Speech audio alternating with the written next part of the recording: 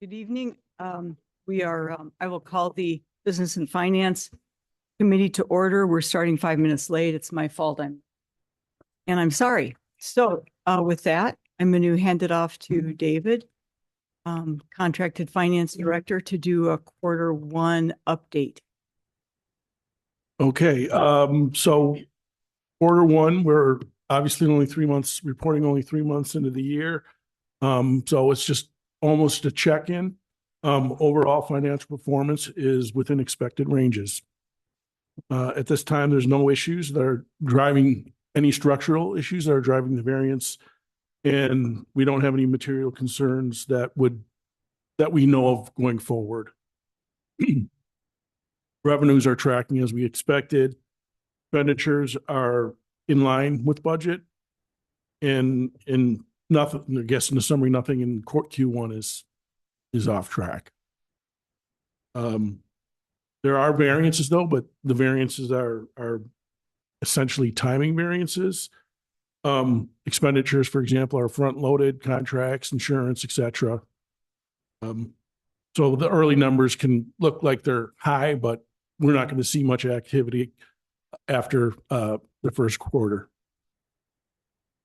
Moving on to the general fund, revenues are in line with budget expectations. And again, we have no indication of any issues at this time. Spending is where we'd expect it to be for the general fund, with some 20 to 25% range for most of the accounts. No departments are showing concerning trends.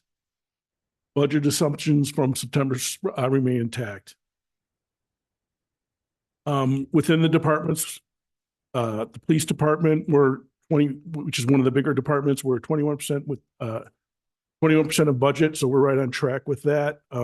I do have 2 watch items, which we'll be keeping a close eye on, is overtime and benefits. And again, we're seeing in the police department, the issue, as I mentioned before, is the front loading of contracts and subscriptions and uniforms. Public Works. Can you elaborate? So, I mean, you mentioned there were 2 things that you were about. Oh, it's just they're tracking. We just want to make sure that we're going to keep a close eye on them. And those 2 items were in the police department. My sheets are all out of order. The police department, the 2 items I'm looking at are I have notes here, overtime and benefits. Those are 2 items I just am bringing to our attention, my attention, that I'm going to be watching those closely. And would benefits be something where you pay early in the year an annual insurance? Generally speaking, no. Those track with the payment on a monthly basis. Okay. Don't have those numbers right in front of me because not all my pages printed, but I can open up the report and give you a better explanation. I was wondering if. Right. So just overtime is at 25%. So even if they continue at the same rate, it's just what I'm seeing in the other categories, like salaries, for example, we're at 18%. So it's just something that kind of stuck out. Health insurance is at 25.9. That's 0.9% off of what I'd expect it to be, but it's not like I'm concerned about it. I'm just going to pay close attention to it, I guess is what I'm saying. And there's something I was thinking about regarding overtime. When there were the takeovers at Bayshore, did we any way respond to that? Do you know? I can't answer that. That's okay. All right. Public Works, again, there's seasonality going on here. We had some pretty big storms at the end of the year, that if we have more of the same at the end of the year, that could have a budget impact. So that's another thing we're keeping an eye on. Other departments, Planning and development revenues are looking good. We're tracking within expectations, and other general governments. We have some timing related as far as IT and insurance costs. I can move on. Do you have Yeah, any more go ahead. questions on No. the governmental type funds? No, go ahead. Utilities, we're all well aware of the delay in our rates. That is the most impactful thing. We discussed it at a previous. We will putting the rate. We did receive the new rates. We will be putting those rates in full in the August. Yes, the August billing cycle. So that would cover the second quarter? They would be, Well, that would cover, let's see, August, 3 months before. So that would be from May to August.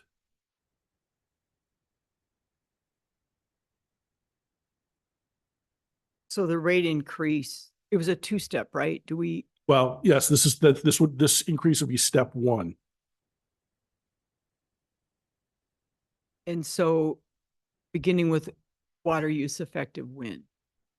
Pardon me? Water use effective when is at the higher rate? Effective the August payroll. So that will be covering middle of May through the middle of August. Mid-May. And then that would show up on a bill that's due in September? Yes. And so what's do we have a communication plan for this? We are currently working on that. Okay. I'd be We interested will get it out to in being you as soon involved as in that it's before it goes out. finishing touches right now. Before it goes out, I'll send it to you. I'd love that. Okay, so are you thinking an all village mailing? Well, we wouldn't be doing a mailing. It'd be, I think, the normal standard communications for this, which would be in the village manager. I insert with the bill. The bill that goes out in September? Yes. You know, we could do an insert. I think we could do an insert for the May billing. We're getting close, but Yeah. we're putting like the final bow on it. So Okay. that's just a thought I just had just now. So Okay. I mean, the sooner the better, I think, if it's put it with Is that the the plan higher originally? statement that shows up, the bill will be due in September and it's from mid-May through August.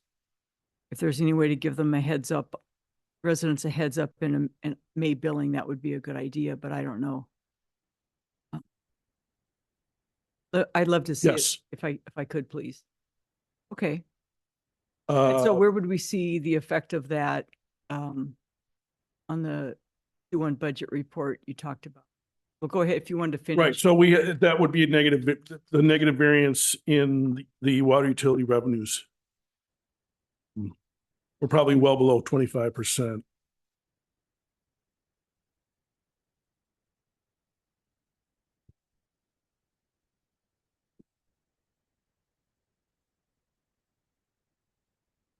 And what page is that on? I'm sorry, didn't have the utility.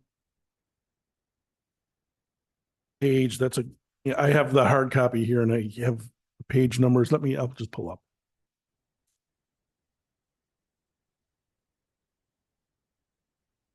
I did notice while I'm Here we go. Library has a couple of negatives of $20,000 each.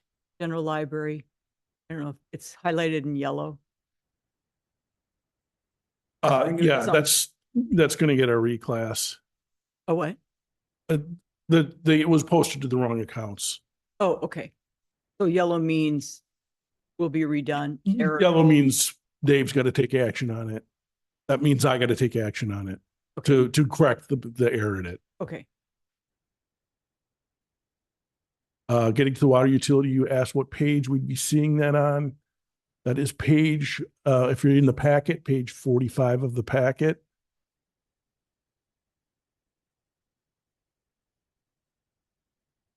Okay. And so it would be a revenue, Revenue is the charges for the residential, commercial, public authority, multifamily.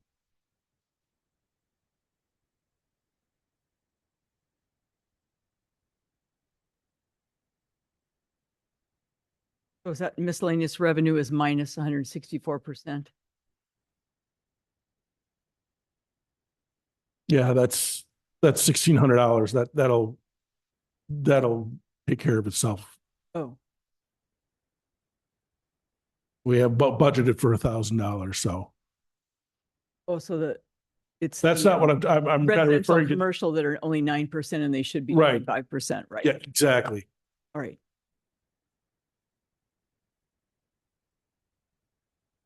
Okay, thank you for this. It's 6:30. Do you have any questions? No, I appreciated the format this time in which you laid out the summary overview at the front end, just identifying how things were tracking. Made it easier to follow. So thank you for that. Always looking for continuous improvement. And something that is understandable in layman's terms, I know I know we're dealing with a CPA firm, but for the average person, I appreciate it also. All right. Without any further, and I did want to note that I believe Trustee Warren was excused. Yes. So is there a motion to adjourn? I know we're at 6. So move. Second, all in favor? All right. Aye. Thank you. Thank you, David.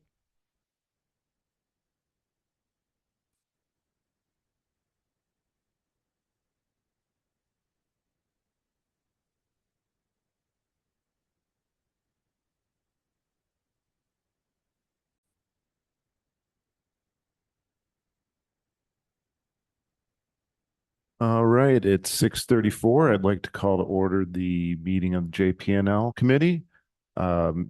Trustee Warren is excused. I will be filling in his stead.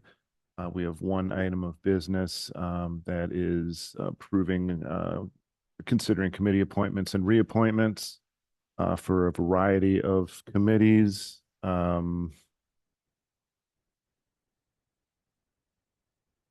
Given that, so just scanning the overview of the committees impacted and remaining seats to fill, it looks like there is only one situation in which there's more applicants than there are positions. Just given Trustee Warren isn't here, in fairness, I'd like to defer to him, postpone or defer to the next meeting to address that one. Which one? is it? That is Parks and Public Spaces. Okay, I would also like to defer Community Development Authority. I think 2 is a low number for 2 spots on significant committee. Not that all committees are not important, but I am aware of people who were hoping to apply, and I would like to defer that one also. I guess I'm wondering, Elder Services Advisory Board, are we going to be short 2? Correct. He is in the process of filling them. So this sort of gets back to something that I think would be great to see. And if you go on the village website and you look at the committees, if we could know whose term is up, as soon as we appoint someone. I don't know if that's a possibility. We've talked about it before, so that people are more aware. Otherwise, let's say I wanted to be on conservation or the seat. How would I know there's a spot coming open besides, I believe there's a manager's memo that says we're seeking spots, and it's like a running text with multiple boards.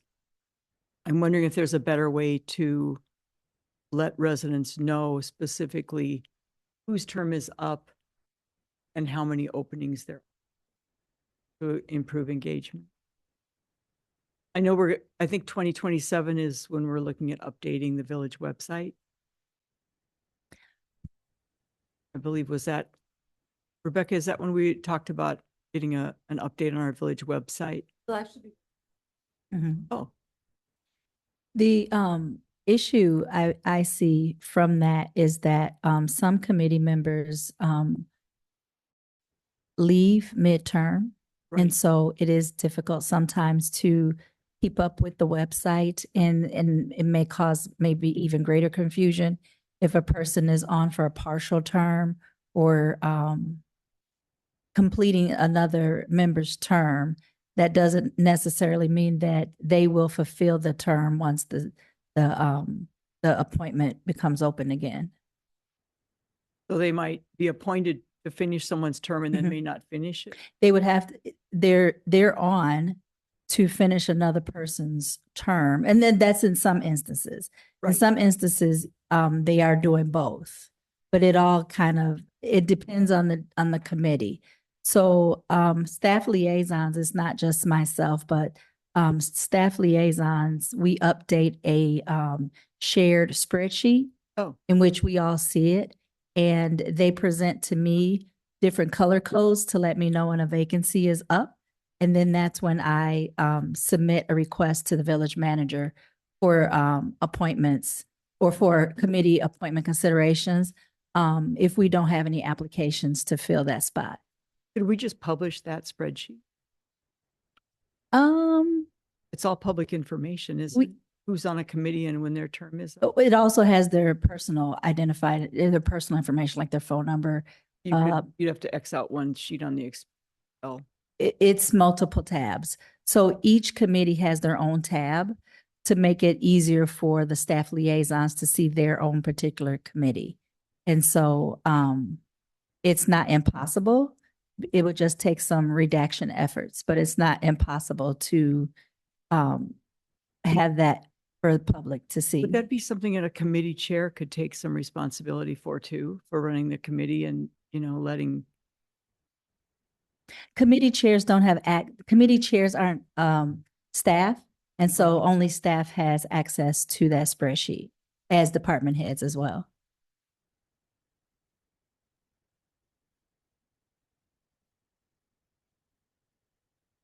I'm prepared to make a motion. Proceed.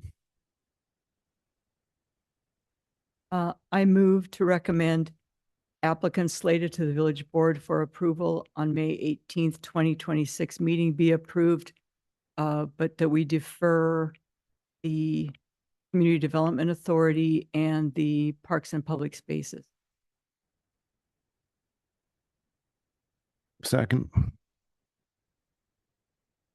I would just like to note, I do think that both applicants for the CDA roles, just based on their resumes, are qualified for those positions. So just wanted to leave it at that, but just noting that we don't have full representation here, and there's a discussion about trying to get see if there are further applicants. Proceed. I did have one other question. So I'm sorry. On the Business Improvement District, there are enough spaces for people who are not property owners because you can only have so many people on the board who are not actively running a business. And so these two people who both represent North Shore Presbyterian, obviously the math has been done and we meet that requirement. Correct. Okay.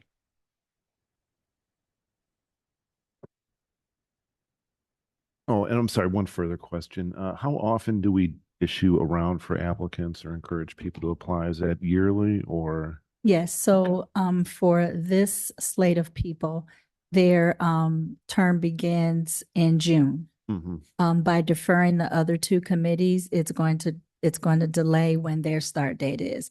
It won't be until July because it has to go before JP&L, and we don't have a JP&L meeting at the next meeting. So that means that JP&L is going to see it the first Monday in June. And then the village board, if it's approved, the village board will see it the third meeting in June, which means those two committees will be starting in July. And Got one it. more- I'm sorry. Yes. One more question, then are we short an alternate on design review board? Because it looks like we've got one gentleman, Yes. so we need an alternate for that group.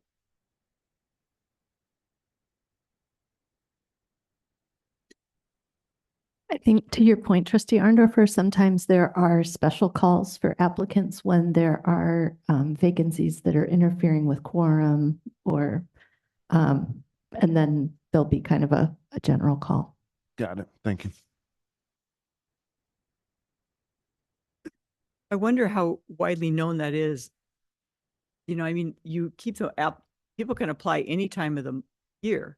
Hmm. And so I have a feeling that that's not well known, That they're at, that you That- can apply any time so that when when there's a vacancy for whatever reason, terming out or family move, whatever, time change responsibilities,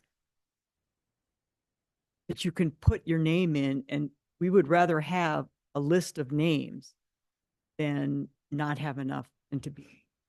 Yeah, I know I it's just- I also, don't know how to make that more clear to people. If we should, if you could do like our new great website, we can have a band, the scrolling banner that says volunteer now. So when there's an opening on any committee, we can. I think on our landing page, there's an active button for volunteer, and then in Shorewood Today, it's regularly promoted as well. There seems to be a shortfall. Kind of There's ebbs and flows. there is. Mhm.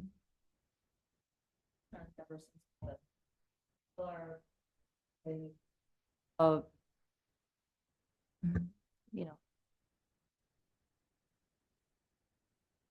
And I have begun the process of everyone who's applied does get a response from me. Oh. And I also include the staff liaison should they have questions about the process. Thank you. All right. Any further discussion? All right, we can vote. All in favor, say aye. Aye. Aye. All right. We'll proceed on those with the exception of the two specified, which will be deferred until the meeting noted by village clerk. With that, is there a motion to adjourn? I move to adjourn. All right. Second, all in favor, say aye. Aye. Aye. JPNL adjourns at 6:44.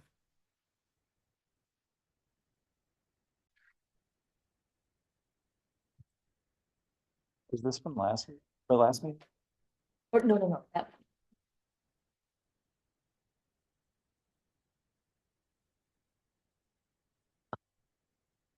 All right, I'd like to call the meeting of the Committee of the Whole to order at 6:46 p.m. All trustees are present, with the exception of trustee Kudo and trustee Warren, who are both excused. We have two items on the agenda this evening, both pertaining to budget forecasting and outlooks. And so with that, I will turn it over to Director Hickey to walk us through. Okay, first in the packet, there was a kickoff memo. And I just kind of in a summary of what the intent of the memo is, that this is the first step. This is to communicate and to inform the board of what we are thinking about and what we're doing in regard to the budget. So give some, the memo itself gives some highlights of some issues that are out there that we have to think about as we go forward. So 2027, the 2027 budget process begins as the budget process always does in a tight financial environment, with rising infrastructure needs, increasing debt service, and limited growth in non-property tax revenues. Property values begin to grow, but revenue diversification is constrained, and that means a greater reliance on property tax revenues to fund the operations. The village is entering a period of significant capital investment. including lead service line replacement, public works facility planning, and ongoing street and utility infrastructure projects. Expenditure pressures are increasing, in particular wages, health insurance, shared services, and workforce competitiveness, which will impact future service levels and budget flexibility.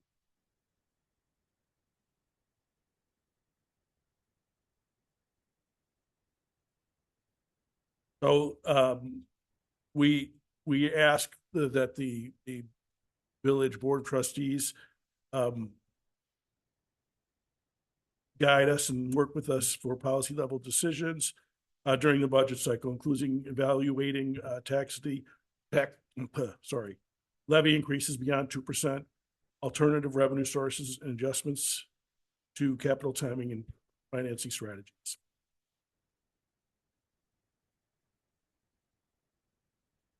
Yeah, any questions about the memo or conversation? Yeah, I did. I don't know. I had sent some questions around noon today. Mhm. Saw them, so I'll just wanted to be clear. It's 2027 budget. The audit you talk about is 2025 because that's the most recent year we've got. I'm on page 104 of the packet. Is that where we're starting? Have it in front of me. It would be the memo. Yes, I believe so. Okay, so as we entered the 2026 budget process, we're on 2027, right? Well, 2026 is behind us. We are in 2026, but we're talking about the budget for next Yeah, for year. This is the 2027. kickoff Got memo it. that's kind of saying here are the considerations for 2027. Right, okay. And then we've got the fiscal year audit reports for 2025. I was looking at the expenditures, so health insurance is 8% to the bad. Insurance in general is 7% to the bad. Looking at going forward, can you tell us what we do with our insurance, our health insurance costs? If we go with what appears to be a staff recommendation for a 3% annual increase in wages, non-represented staff, what can we do? Is there any flexibility with the health insurance? What percent does the village pay now? Is there any flexibility with that? Will we pass along more costs? Well, I don't have the insight Okay. on those. That's particular just issues something and those going into the policy budget that issues. I would be looking for. Something else that concerns me is, I know for the last couple of years we have had, I'm looking at page 105 in the packet, public safety is lumped all together. And in prior years, we have had police separate, so we know the expense of that department. And that's important. That question was answered in your question. You asked Oh. that question. Okay, yeah. So that is in the packet. Absolutely. I don't know what happened with, this is just one pie chart that combined all the public safety. Okay, it was last year the same way. And so I know as recently as 2022, we did have police separate, and I think that we need that. Agreed.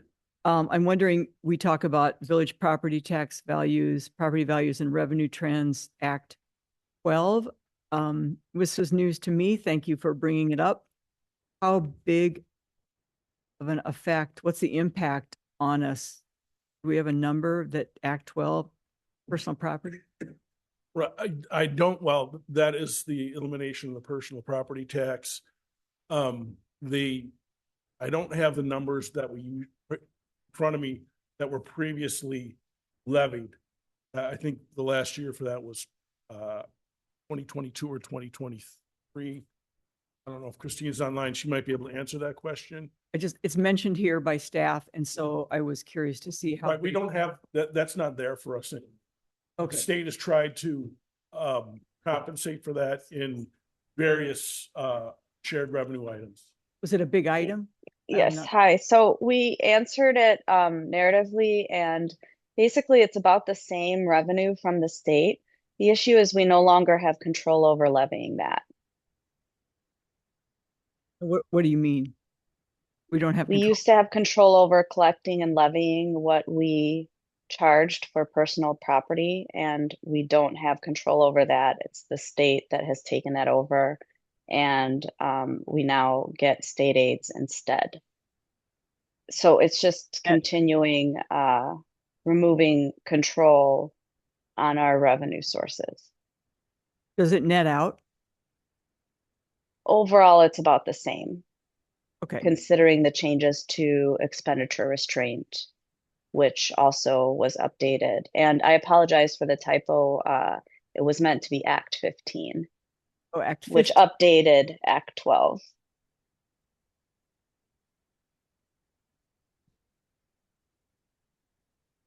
I did want to talk a little bit about lead service line replacement and water main. So in an email today, Rebecca and I were going back and forth briefly. There's some really good news on the front for lead service line. And so we are not obligated to a 10-year replacement plan. So that's always been the case with the legislation. That's something that we've talked about when the EPA passed their module, and Trustee Stokebrand was astute to point out that we would likely be able to qualify to get an extension beyond the 10 years of how many lead service have in our. Arcadis is working on our lead service line replacement plan and financing plan. And it's their intent to file for, those documents in our plan requesting to go beyond that 10-year placement, but until that's actually finalized and goes through the DNR. We have been cautious not to commit to time of that because it's the first time everybody's going. But just to point out, I mean, as you indicated, Arcadis is going to apply for a 22-year replacement plan as opposed. So I guess I want to be cautious, right? In terms of they'll make application, but the DNR's never administered plan approvals on this ever, right? So we're learning, they're learning and continue to issue more guidance, which is why I've been hesitant to talk about whatever that specific will be. At the end of the day, it will be what the DNR approves, but we will be applying to go beyond the 10 years. And any community who has the number of lead service lines and the magnitude that we would apply. And so how soon will we know? Will they say, okay, this year we're going to say you have 12 years instead of 10. Next year we might say you have 17 years. Is it a one and done deal? Will they make a decision that is so we can make plans? My understanding is that they'll provide a defined of when the LSLs will need to replace.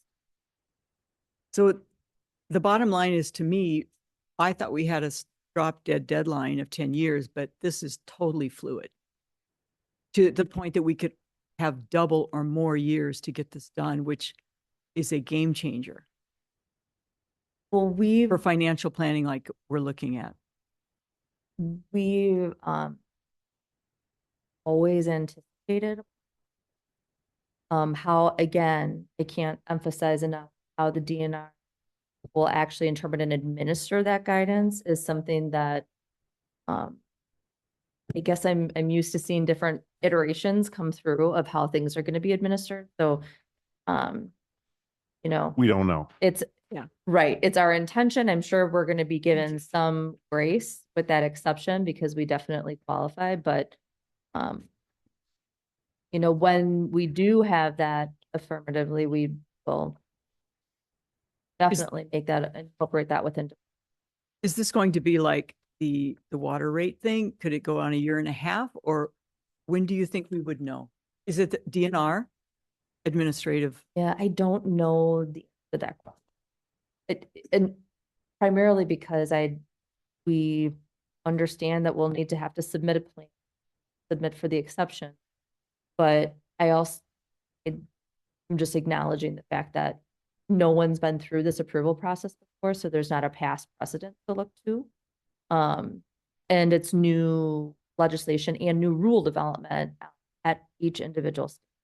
So as when I do receive more guidance, I really appreciate you, reading about it and staying in tune. Not every day do I get good questions on LSLs, so it was a good one.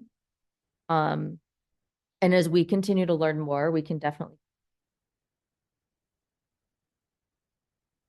It's just, it's critical that we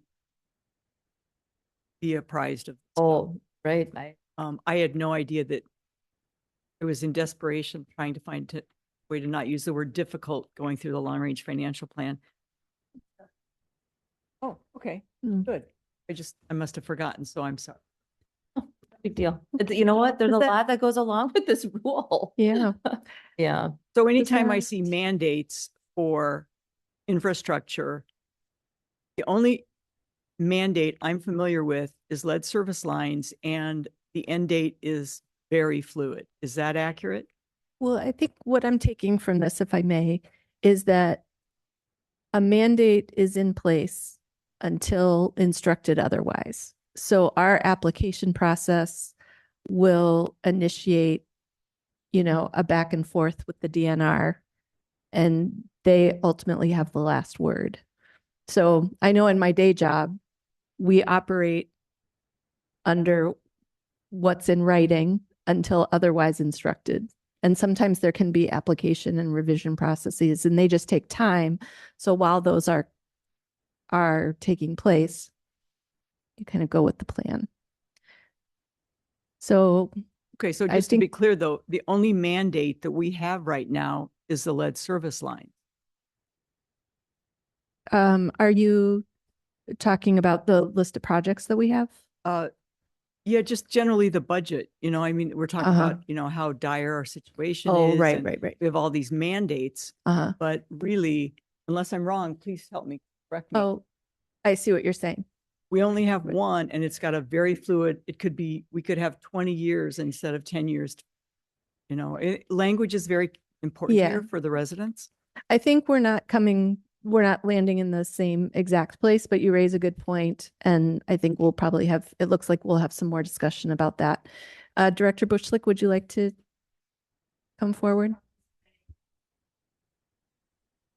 I don't know that it's necessarily classified as a mandate, but the village and all communities in Wisconsin are under TMDL requirements for stormwater. And those are also prescribed federally.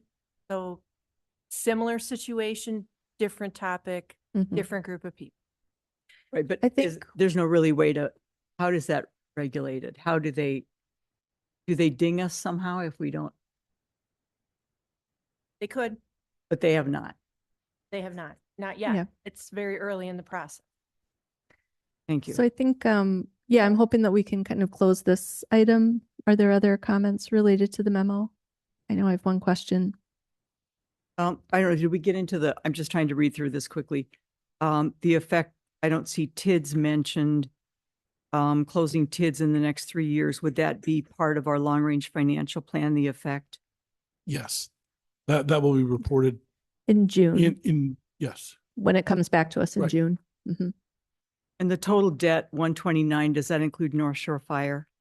That 129 is, if you're referring to the LRP memo, the last line is ask for financial impact. Is that what you're Yeah. referring to?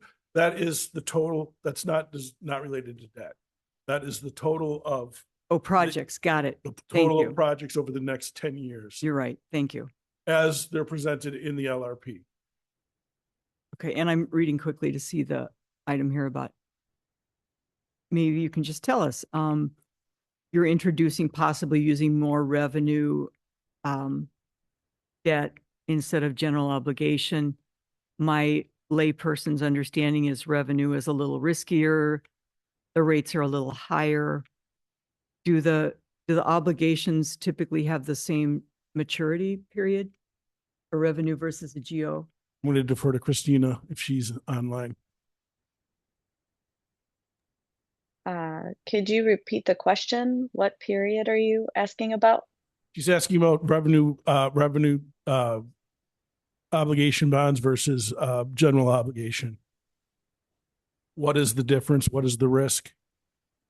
And the maturity is that, they seem to be more risky because The revenue bonds, there's revenue securing them. So typically municipalities will lean towards general obligation bonds. They're easier to obtain and there's less risk because you're not securitizing it with revenue. And The so, time frames are yeah. about the same, 20 years payout. and so you mentioned it as one possible alternative for us to go forward with funding. And I guess it would be, really good to know it could affect our bond rating, right? Which would be bad. And who wants to pay more for debt than you need to? And if a revenue bond generally has a higher interest rate. It's hard to say what will happen in the market in the future.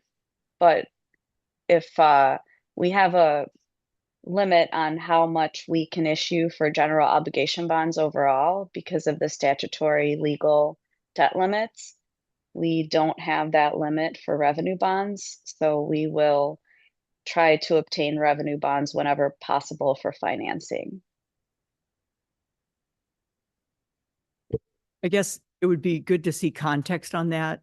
In the past, let's say the last 10 years, what has our proportion revenue been to go bonds and what you would be proposing going forward? Because, I mean, obviously the cost is higher, or it sounds like the cost is higher because it's a little riskier. It doesn't sound like something you'd do unless you had to. And if we're to the point where we have to make this decision, I want to go in, really well-informed. I think the cost actually ends up being lower because of the security that you're giving with the revenues, rather than more expensive than the GO bonds. And what about the effect on your bond rating? I believe it would be the same because it's debt, so they would put it in the same bucket for rating you. Because it would be important to say AA. Mhm. All right, does that close that? loop? I did have a question too about the, sorry, Jim. No. About the 64.4 million that we have in debt right now. Is there a number where if it goes much higher than that, we'd be at risk of a credit rating downgrade from the rating agency? Or are we near that threshold, or? That's a good I question. believe that would be a question that we would ask or we would discuss during our ratings call. But we still have a healthy amount available when it comes to the statutory legal debt margin. I can't recall the exact amount, but there is an available amount to finance upwards of 40 million, I believe. So we are nowhere near having to worry about coming up against that ceiling. And so I don't think that conversation has been had with the regulators. Okay, thanks. The statutory limit is not the thing that you would use to guide you Right. as to what's the appropriate amount of debt, because it's pretty high. Yeah. But there's no risk of bumping up. The risk would be something else if you're getting to that. Right. And the bigger concern might be how much of your budget every year do you want to put towards debt Exactly. service? That's probably, I had another question, but Yeah, just a question. The infrastructure projects line calls out critical sewer infrastructure. I take it that is reference to what we were briefed on a few weeks back. Is there timing on when we're planning on kicking those projects off?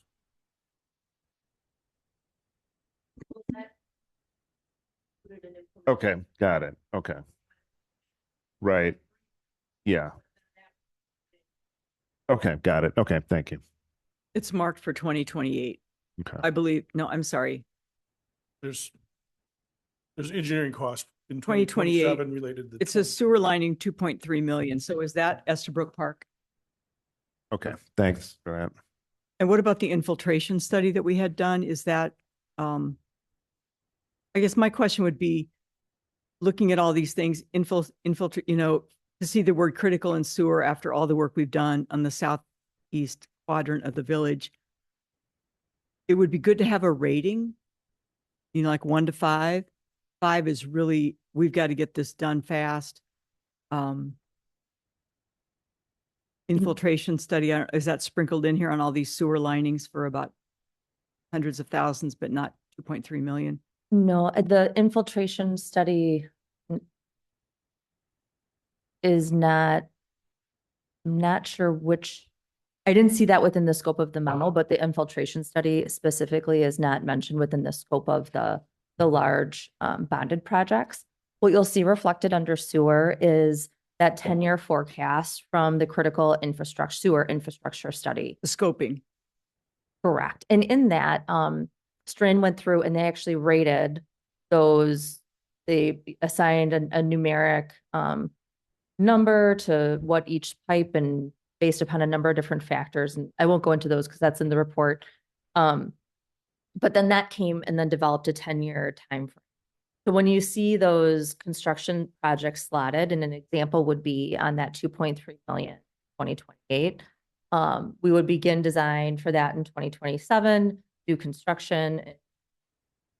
But what they did is they took a look at all of the findings from the study, and then they slotted them within the same type of format how we would see it in the LRP by year, letting us know what their recommendations were for when the improvement should be made based upon the condition of the infrastructure that they evaluate.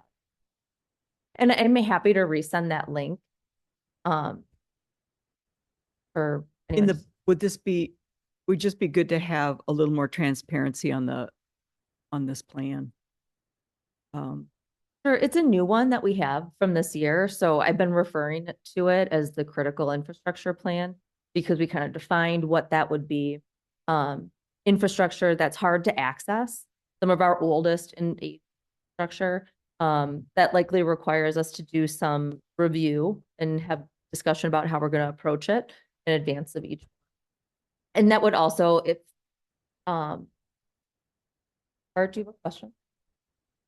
Oh, you look like, oh, okay. I was like, it looked like you had a question. I apologize. So we've been referring to it as such, so it could be new terminology. I know I've had to train myself to say critical. Yeah, I think residents would like to see more specificity. I would. Well, we can definitely even link to the document within the LRP. Or even, I don't, yeah. Anyway, it's more specific. Also, I was wondering about utility rate information when we go into revenue. I know it's not part of the long-range financial plan, but residents have a right to see the whole picture in context. A lot of our projects are water and sewer. And so I think it'd be helpful, even though it's not part of the numbers here, it's part of the picture. Mhm. And they should be. Are we, just so I have a good, are you talking about like adding in years, like to identify when we would be going for a rate case? Sure. And what the last ones were, 5 years back, what we're looking at 5 years for. Mark Emanuelson used to do this, Yeah, so that we have that text within the scope of the LRP. So in this process, this is almost like a informal kickoff of the Good, so long it'll range be plan. there. Yes, Good. it will. Excellent. Yeah. Service and workforce considerations. I know we talked about, there's some concern about command staff compression. I think we need to know police department staffing for that discussion. I think we have 2 captains. I believe the police study said we should only have 1. And so if we're going to look at compression, we should probably look at the staffing level there. And I saw that question come through. That's definitely something that would be presented. If anything, from just looking back at where we have been, what was our structure before? What did the study recommend? What do we do now? Because everyone needs a good refresher. Well, we're in a tight spot. Yeah. I mean, we have to look at a lot of things, and I didn't want to use the word difficult, but it's really rough. Mhm. And, you know, if we go in asking for over 2%, we have to be able to justify, I mean, we want to be able to say that we looked under all the rocks. I'm sure. So, For the sake of time, we still have another agenda item to get to. I was wondering if there was any way we could look at if we moved Public Works construction, shoveling the ground from 2018 to 2030, after the TIDs are closed, after the streetlights are done, how that would look on the long range financial plan. The, You're looking for the history? Well, how would it play out financially, in terms of this and our debt load? Because we would also have 3 more years to retire debt. So I'm It seems like we might be moving on to the long-range financial plan Sure. budget item. Okay. yeah. So, okay, well, the long range plan, I think we've been kind of talking about it, so I kind of was already there. So just, this is I just want to have, there's the table with all the projects on it, and I just wanted to say that, you know, it's a high level, it's a roadmap Mhm. that is very likely to change. We're presenting it here just rather than showing up at in November or even September saying this is what we're gonna spend in capital next year. You know, we've been talking about what we've been spending in capital every time we look at the LRP. So this is just a roadmap, and it's very very highly likely to change. We're using very conservative numbers, and I think we just talked about the timing of the lateral replacements. We are going off the most conservative thing as we know it right now. Does that mean It- aggressive or spreading it? Does that mean 10 years or 20? That means 10 10 years, years. because that is, we're going for like the conservative look. I can't, because I don't have the crystal ball. And so we're giving you what we know now. What things can change, there's a possibility, but if that doesn't change and I'm showing you something that's really aggressive, that's not doing my fiduciary duty. So conservatism is one of the building blocks of the House of GAAP, which is generally accepted accounting. Always be conservative. So yeah, I don't really have much more to add to the conversation unless you have any questions about the large infrastructure projects that we are heading into the long range plan. So it- Again, there's another point too, that Arcadis is developing a plan which will provide clarity in the future, but this is what we have right now. And so for purposes of this evening, the intent is to remind us of what the projects are, how it currently looks laid out over the next 10 years. So that we can have a more in-depth discussion in June when Yes. things are calibrated. Right. And so for the purposes of this evening, what would be helpful to hear from us? Just for me, it's like, you know, when you're looking at this, I think you voiced issues or thoughts. For me, it's like that you become aware of Mhm. what you're seeing, in that this is, you know, these projects are bonded, right? Mhm. And that they will impact operations, they'll put pressure on your operational costs, and also on the other side, which would be the revenues, and that same would go for utility rates. Mhm. So these are things that's the impact, and just your awareness of it Mhm. is what I'm looking. Yeah, and we've broken it down historically into 2 parts so that when there are years where there's possibility or potential for projects switching years in which they occur, which isn't necessarily the case this year. But in other past years, it has been. We've spent a lot more time going through different projects at the board, providing direction of what year to slot a project. This year in development, you know, I've even going through it myself, it's the recognition that we knew, you know, that a plan would be in development. We're not going to have that LSL plan until the end of this year for submission. So at the DNR later. So that's why the memo is very clear, as I asked for it to disclaimer that the Mhm. numbers are forecasts and that they're going to be subject to change.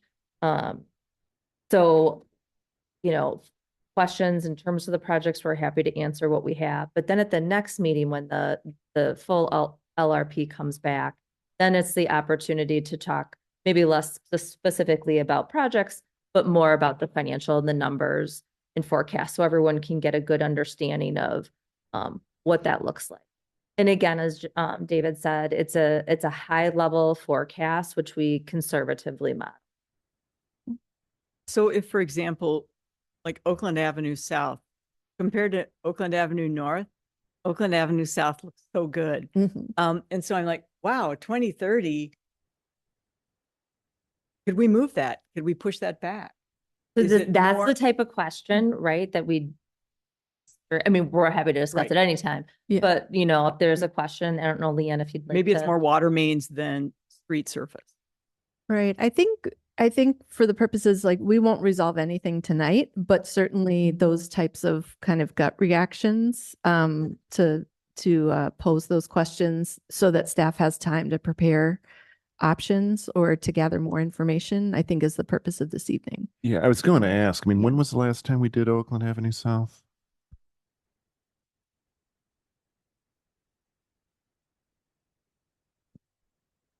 Nineteen 1980s. We resurfaced We it though resurfaced within it. the last like 6 years. Right.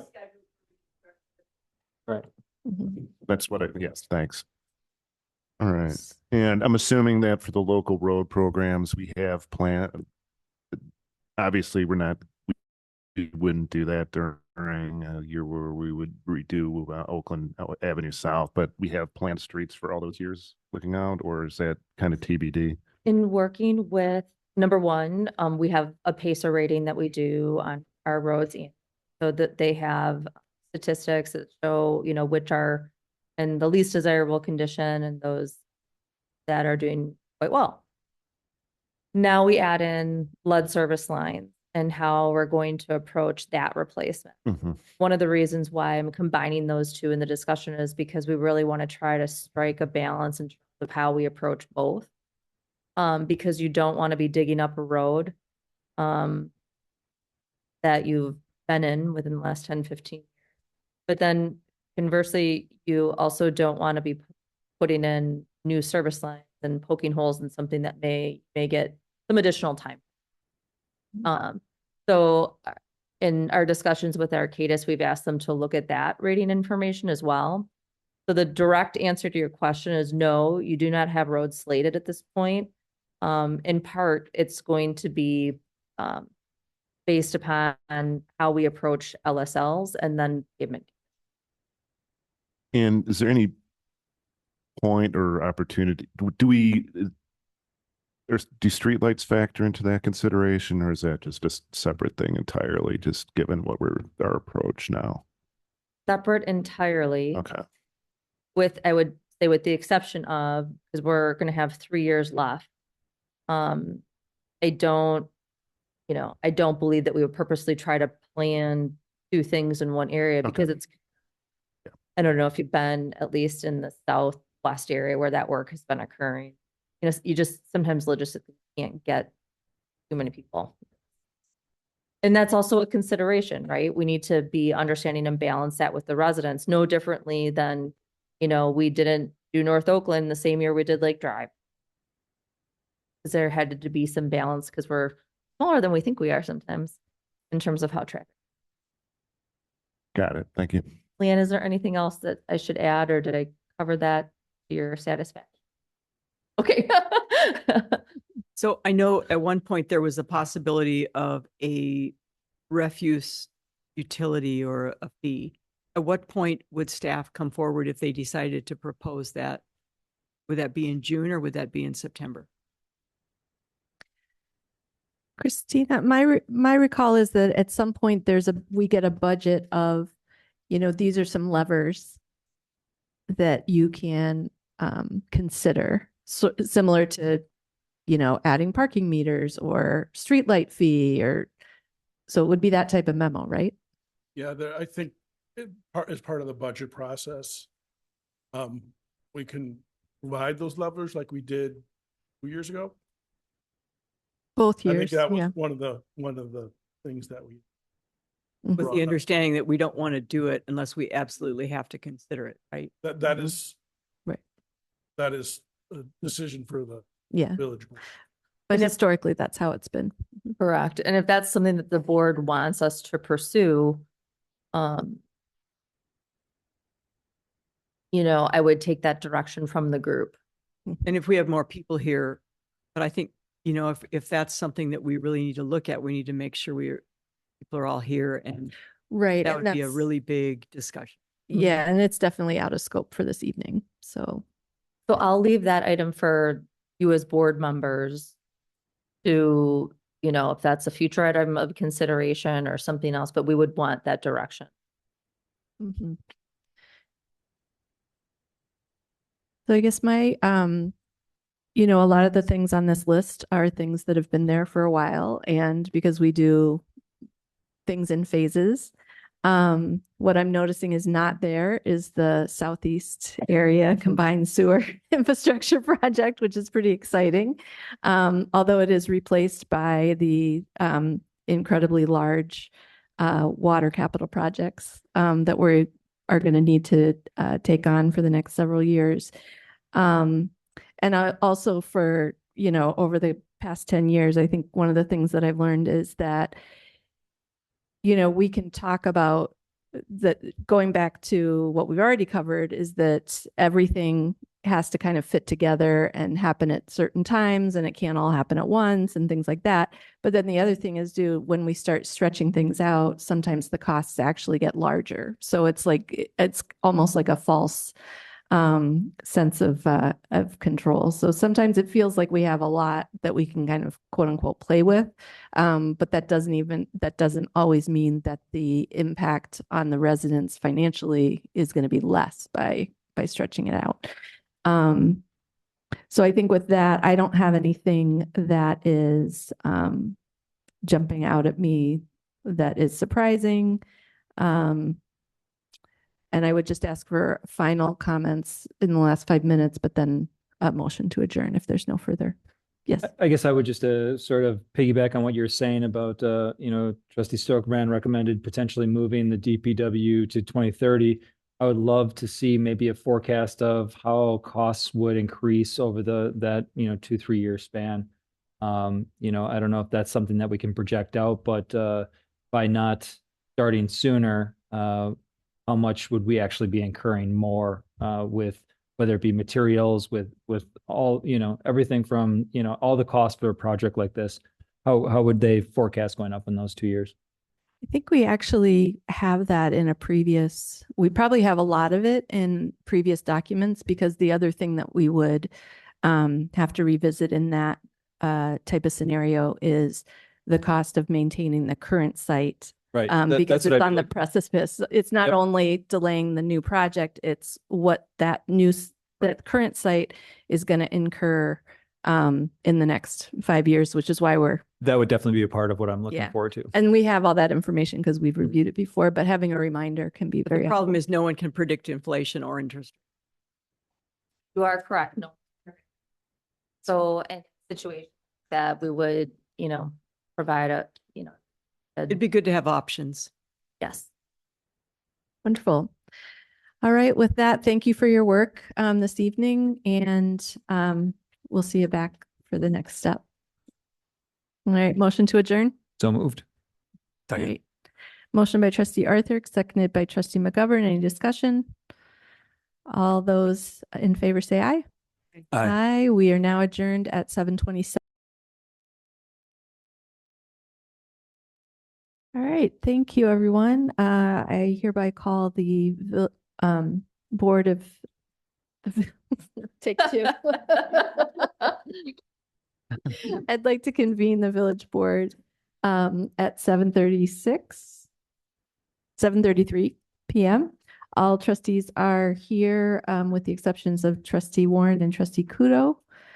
Has this meeting been publicly noticed? The meeting has been properly noticed and posted according to law. All right. Thank you, everyone, for being here, and thank you in advance for your time, talent, and patience as we conduct business this evening. We will move to special orders of business, of which we have 3 this evening. The first one is a proclamation for Law Enforcement Memorial Week. And let me call that up. We have Chief Worth with us on the Zoom platform, and it looks like we have some officers, some members of our police department here. You want to join us? We'd love to have you. Don't be shy. Thank you. Welcome this evening. You want to introduce yourselves? All right, thank you for being here. And hello, Chief Worth. Good evening. Thank you so much for this. Our pleasure. Thank you for what you do every day. To recognize National Police Week 2026 and to honor the service and sacrifice of those law enforcement officers killed in the line of duty while protecting our communities and safeguarding our democracy. Whereas each May, our nation comes together to honor the courage, sacrifice, and dedication of law enforcement officers. Originally established by presidential proclamation, President John F. Kennedy in 1962, National Police Week includes Peace Officers Memorial Day on May 15th and a week of observances recognizing officers who have given their lives in the line of duty, as well as those who continue to serve and protect our communities with dedication and courage. Whereas there are more than 800,000 law enforcement officers serving in communities across the United States, including the dedicated members of the Shorewood Police Department. Whereas since the first recorded death in 1786, there are currently more than 24,000 law enforcement officers in the United States who have made the ultimate sacrifice and been killed in the line of duty, including members of our neighboring agencies, Glendale Police Department and Milwaukee Police Department. The total line of duty deaths for the state of Wisconsin is 312, including 2 police canine officers. Whereas the names of these dedicated public service are engraved on the walls of the National Law Enforcement Officers Memorial in Washington, D.C., whereas 363 new names of fallen heroes are being added to the National Law Enforcement Officers Memorial this spring, including 109 officers killed in 2025 and 254 officers killed in previous years. Whereas the service and sacrifice of all the officers killed in the line of duty will be honored during the National Law Enforcement Officers Memorial Fund's 37th Candlelight Vigil on the evening of May 13th, 2025. Whereas the Candlelight Vigil is part of National Police Week, which will be observed this year, May 11th through 17th. Whereas May 15th is designated as Peace Officers Memorial Day in honor of all fallen officers and their families, and U.S. flags should be flown at half-staff. Therefore, be it resolved that the Village of Shorewood will observe May 9th through 16th, 2026 as National Police Week in Shorewood, Wisconsin, and publicly salutes the service of law enforcement officers in our community and in our communities across the nation. The Village of Shorewood encourages the community to join members of the Shorewood Police Department in this solemn week of national honor by expressing thanks in writing and in person. Thank you.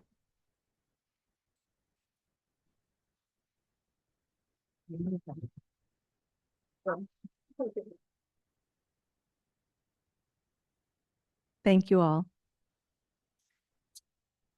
And with that, we will move on to a presentation from the Shorewood Waters program. Ms. Kay Dunleavy, thank you for being here this evening.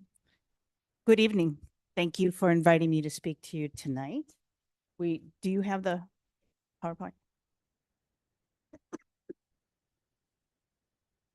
I just wanted to share some of the things that we've done. This is our 15th anniversary this year, working in Shorewood with all the residents.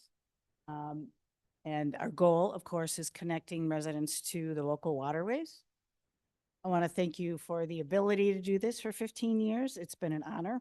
And it's such an amazing, vibrant community.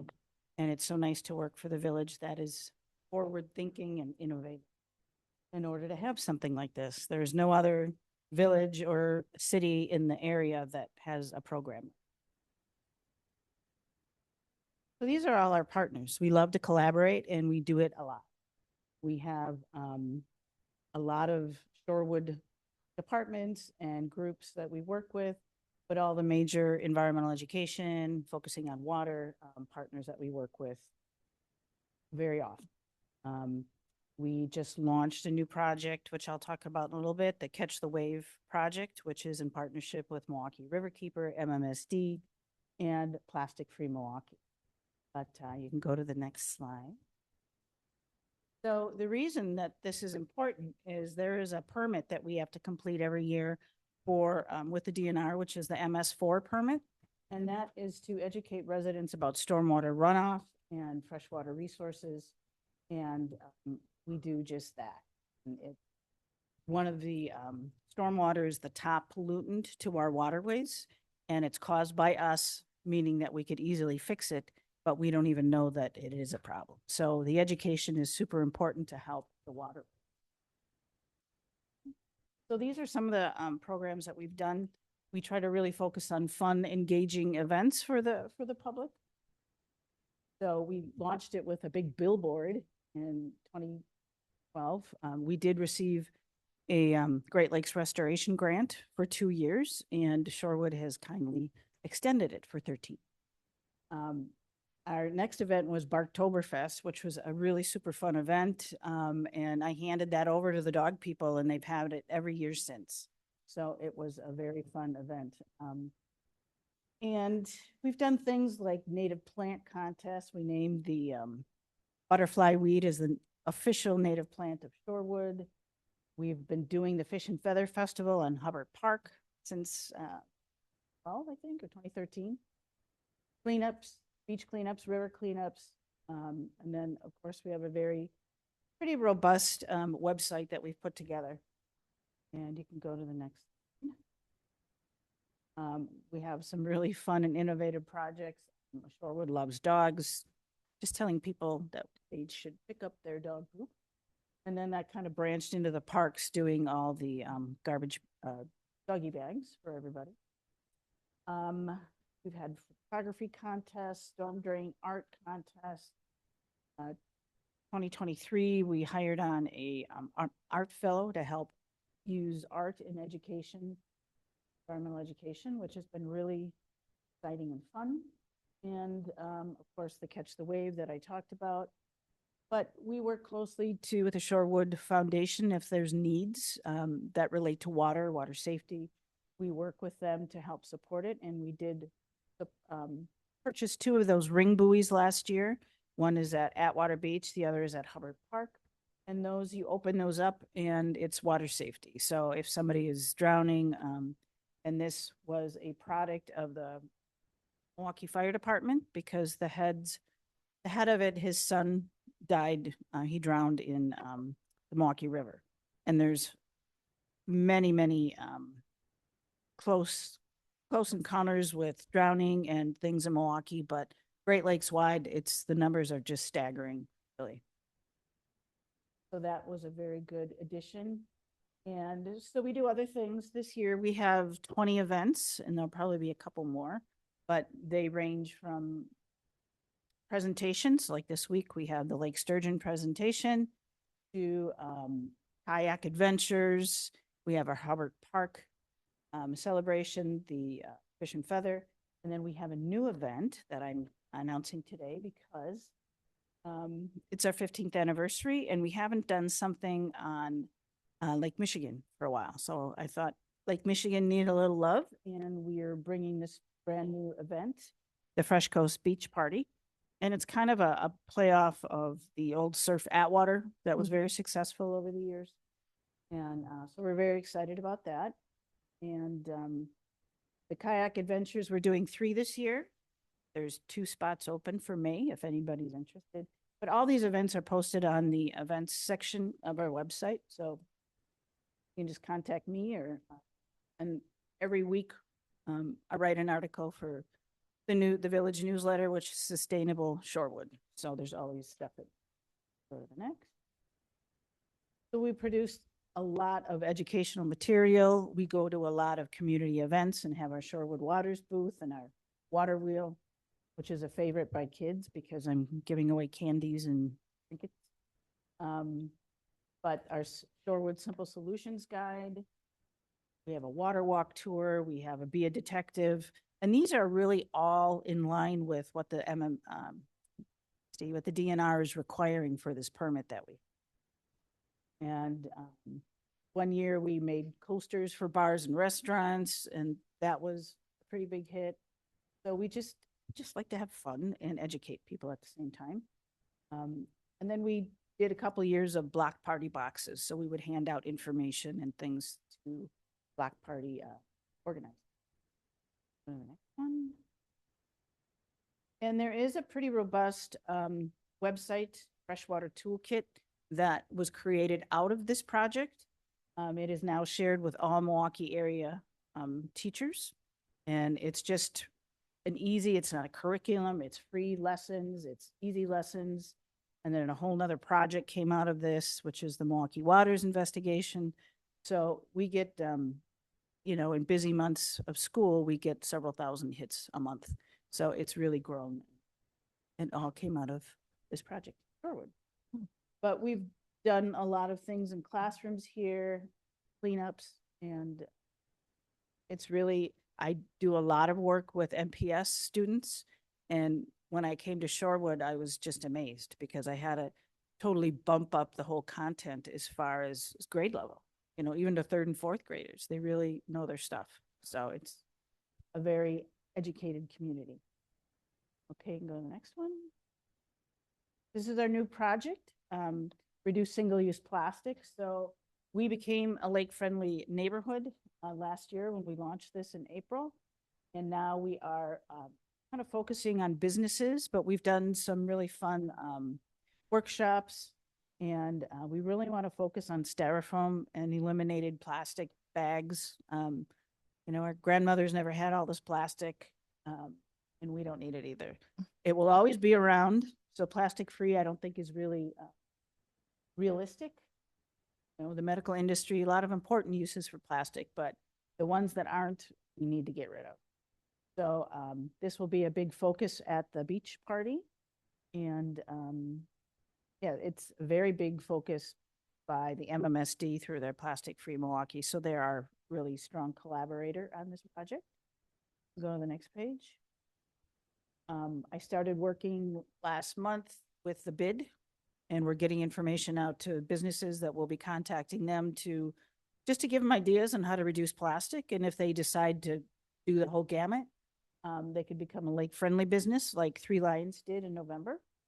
And then they're also, and the lake-friendly business focuses on restaurants and cafes because they have the most plastic. So if you're an accountant or something, you don't really need to do that, but you can also make a commitment to the community by reducing plastic. And next, and that's really it. A lot of information on our websites. There's 2, and together we can really make a significant impact, and I think that we are. And I think Shorewood is the greatest wave to catch because they are connected to the UW Freshwater School of Science, or Freshwater Science School, whatever. But we really make an impact through people that we know, and it's I'm just grateful. Thank you so much for the opportunity. Thank you. Anybody have any questions? Yes, Kathy Stokeman. So with the last heavy rains, I saw people using a rake to get stuff out of the storm gutters. I saw people using a broom. I saw someone using their hands. Did you sponsor I swear I had a neighbor who did adopt a storm sewer Yes, drain. Was that your program? That is not my program. That's Sweetwater. Oh, So they work mostly with all the MS4 permits in all the communities that the MMSD serves, which is I wonder if they did it through the school. We did some with the school. We did some with just the general public. And that is something that I would like to bring up again, because I think more and more now as we have more flooding, keeping those storm drains clean is really important. And, but thanks for bringing that up. I would just say if I love your programs, and I've had too many schedule conflicts, but I'm coming to the Lake Sturgeon one. I'm obsessed. Oh, good. Yeah. But I would encourage everyone to deeply consider these kayak adventures and like any of the free stuff that you offer, go. I had the most amazing time on those things. Good. And my kids Thanks. still talk about it. Great. All right. Thanks. Oh, but actually stay here because we have a special proclamation for you in honor of Shorewood Waters. Whereas the village of Shorewood is fortunate to be bounded by two significant water resources in Lake Michigan and the Milwaukee River, and whereas stormwater runoff discharged to our lake, river, and other waterways negatively impacts wildlife and local ecosystems, disrupts recreational activity, and can result in the contamination of drinking water resources, threatening public health. And whereas the Shorewood Waters Project was established in 2011 with financial support from the U.S. Environmental Protection Agency through the Great Lakes Restoration Initiative grant program to fulfill a community education and outreach requirement of the program. And whereas since 2013, the Village of Shorewood has demonstrated its commitment to protecting and enhancing our local waterways by continuing to fund and support the Shorewood Waters Project. And whereas the Shorewood Water Project through its coordinator, Kay Dunleavy, has provided fun and engaging events and educational programs to empower thousands of Shorewood residents with solutions to enhance and protect their waters. Now, therefore, be it resolved that the Village of Shorewood, on this 15th anniversary of its formation, recognizes the contributions of the Shorewood Waters Project and its coordinator, Kay Dunleavy, and expresses its appreciation for the ongoing efforts to protect and enhance our waterways. Thank you. Wow.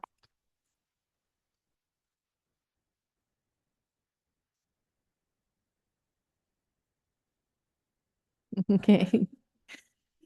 And with that, we will conclude special orders of business and go on to the consent agenda.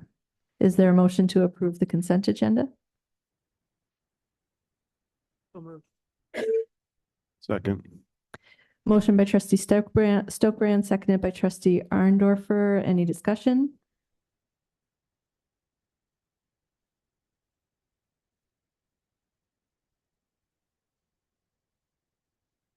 All right, hearing I'd none. like to pull item E. Sorry. Okay, And I would have item H and happy. 5E and 5H. Anyone else? All right. So all those in favor of approving the consent agenda with the exception of 5E and 5H, say aye. Aye. All right. Any opposed? Motion carries 5-0. Items removed from the consent agenda, 5E, consider approval of the revisions to policy 30, village committee and commission appointments. Yeah, thank you. This is really just more a clarification. The board, I'm sorry, trustee Warren is not here. Trustee Stokebrand and I proceeded. We supported all of the applicants with two exceptions. We deferred on. This is, sorry to interrupt. This doesn't Oh, have I'm to do sorry. with appointments. I said the wrong, Yeah, it's, that wrong one. okay. Never mind. So would you like to make a motion to approve I as would like to presented? make a motion to approve, consider approval of revisions to policy 30, village committee and commission appointments. Second. Motion by trustee Arndorfer, seconded by trustee Stokebrand. Any discussion? All those in favor say aye. Aye. Any opposed? Motion carries 5-0. 5H, consider neighborhood greenway and traffic calming program communications plan. Trustee Stokebrand? In looking through the proposal, my concern was that only in outreach phase 3, there are only 3. Do we get resident input other than, not that it's not a great committee, bike and ped safety? That was a little disappointing to me. I wonder if there would be more people. Am I missing something here? that the public isn't really engaged unless you're a committee member until you get to the final stage, which is the draft report in September. For a public communication plan to not really include the public until so far, help me understand. Sure. So we do, excuse me, we do have Sarah Schooley here from Tool Design. So I think that she can probably answer that question. There is engagement throughout the process, but she can perhaps point to more specific instances of that. Thank you. Maybe I missed it. Good evening. So for this project, there are kind of two separate projects happening. So there's a neighborhood greenways tract of the project and also traffic calming. Which one were you looking at? Both. Both. Okay. So for the neighborhood greenways portion, in the first outreach phase, you'll see that there's a social media series, but there is a web map. So that will be, you see that on there? So the web Third map, bullet under outreach strategies is a web map. correct. And so that will be an online interactive map that anybody can go to and place dots where along the proposed network they have concerns or have had experiences in the past. So your I'm crowdsourcing a bit. Yes. And so this is not affiliated with our website, which would not, we don't have the capability. So you're Correct. This is a website that our company has, develops, and hosts. So I would guess say- then the question becomes, how do we let people know the web map is? That is a great question. So the other bullet points in that category is how the web map will be publicized. So the web map is really the primary tool for that first phase. And we will be letting people know about the web map through, you can see here, school newsletters, village manager's memo, social media series, and then direct communication, as well as the Shorewood Today article, which I think is coming out in June. Is that correct? And so there will be a link to the web map from the villages page as well. So if people get to the villages page, they can go to the map from there, or these other locations will direct people straight to that web map. What about a utility bill insert? Yes, that is an option if the timing works out. You have no postcards. No, we have a limited expense Yeah. budget. And so, yeah, having independent postcards like goes above and For beyond. people who are not really web savvy. Yeah. I don't know if that's possible. To put that in the May utility bill. We would just ask that you send the content and then we could provide it to finance to look at. For sure. We can definitely do that. That would reach most every house. Yes. I think the second phase, though, is actually where we're looking for the most input. And so you can see here, the second phase is where we have the draft recommendation. So the first phase of the neighborhood greenways plan is probably going to be a bit abstract to folks because they're kind of commenting on something that doesn't quite exist yet. And so really that first phase is to complement our kind of best practices and national experience work that we're bringing to the neighborhood greenways program. The second phase is where we'll be starting to propose specific projects along the neighborhood greenways route. And so I think that's what people will connect to more and understand. So in that phase, you see that there's also a web map there. It'll be an update of that first web map, but instead of just showing the network, so the number of streets and where those streets are, it'll show the specific projects and where they are so people can really see what we're talking about and comment on those specific projects. So let's say you're going to put wildflowers, native species in a traffic circle at an intersection.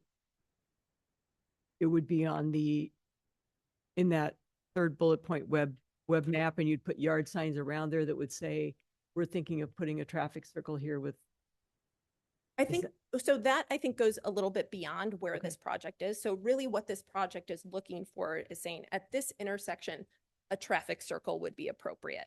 So we wouldn't be specifically designing that traffic circle. We would just be identifying the type of facility that would make sense at those specific locations. So Because to this is some a people, plan, the not way an it looks engineering is going to document. really matter. Correct. Yes. So are Yes. you going to give them an idea?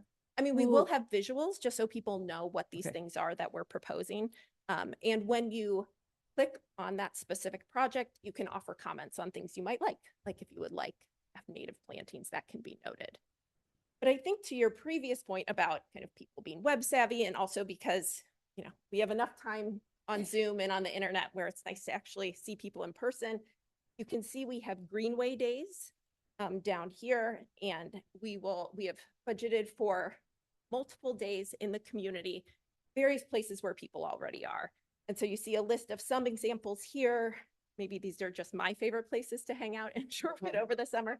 But Summer Sounds, the farmer's market, the playgrounds, River Park, the library, having pop-up stands so that as people just kind of interact with that space and go about their daily lives, we're there to give feedback. And we've done this in multiple communities and have gotten really amazing feedback from people who wouldn't go out of their way to attend a board meeting or go to a formal presentation. You can also see here that we're planning on having walking and biking tours along the network. And so those will be guided by us at Tool Design and also our sub-consultant, the Wisconsin Bike Fed, who has great experience doing this, guiding tours and kind of offering education and just kind of like, what are these things that we're considering putting at these different places? Why are we considering this at this location? And giving some feedback there. And you can see that we have kind of some subgroups of folks that we're thinking about for the walking and biking tours, so that we would have a specific walking and biking tour for decision makers, so you all, and key stakeholders. Also one for seniors and older adults, because they really experience the network differently than others. One for youth. We were hoping to plan an event with Camp Shorewood to get the kids out there to experience it, because they have a much different perspective than even me I don't consider myself that old, but they still have a much different experience than me. And then also one that is open to everybody. So we're hoping that this variety of events really brings people in. And then you'll see here that we have the yard signs. That's how we'll advertise these events, as well as through the typical, village memo, social media, and the newsletters that go out. Does that help? And so how is the decision, who's in the room? How does it work when you come up with your final? Yeah, that's a great question. So we will be doing the kind of draft recommendations, which is basically the points on the map. And that's what'll be going out through phase 2. And so the dots on a map, we will be bringing them to Bart and his team at Public Works, the Public Works subcommittee, the Bike and Pedestrian subcommittee there. We would also like to bring that to you, because what I don't want to do is present the public with dots on a map that this group isn't okay with. That I take public engagement personally, and as a company, we take it very seriously, that we only put stuff out there that we are willing to receive feedback on. And so we'll have that first set of points and projects. We will look for you to give the go ahead on those before we bring them out to the public. Using that second phase of engagement, we will record and document the feedback that we get from folks publicly through Greenway Days and through the web map. We will show how we integrated that feedback into any changes we made in the recommendations, and then bring that new set of recommendations back to you with that report of why things may have changed since that first draft report. I think, if you really get to the school newsletters before the school year is out too, that's that's what your 4th bullet point in phase 1. Yes. That's a good idea. Yep. Thank you. Yeah, you're welcome. Motion to approve the communications plan is presented. So moved. Second. Motion by trustee Stokebrand, seconded by trustee Ursink. Any further discussion? Hearing none. All those in favor say aye. Aye. Aye. Any opposed? Motion carries 5-0. Thank you very much. Good luck with your season. All right, that concludes item 6. So we're moving on to item 7, public hearings.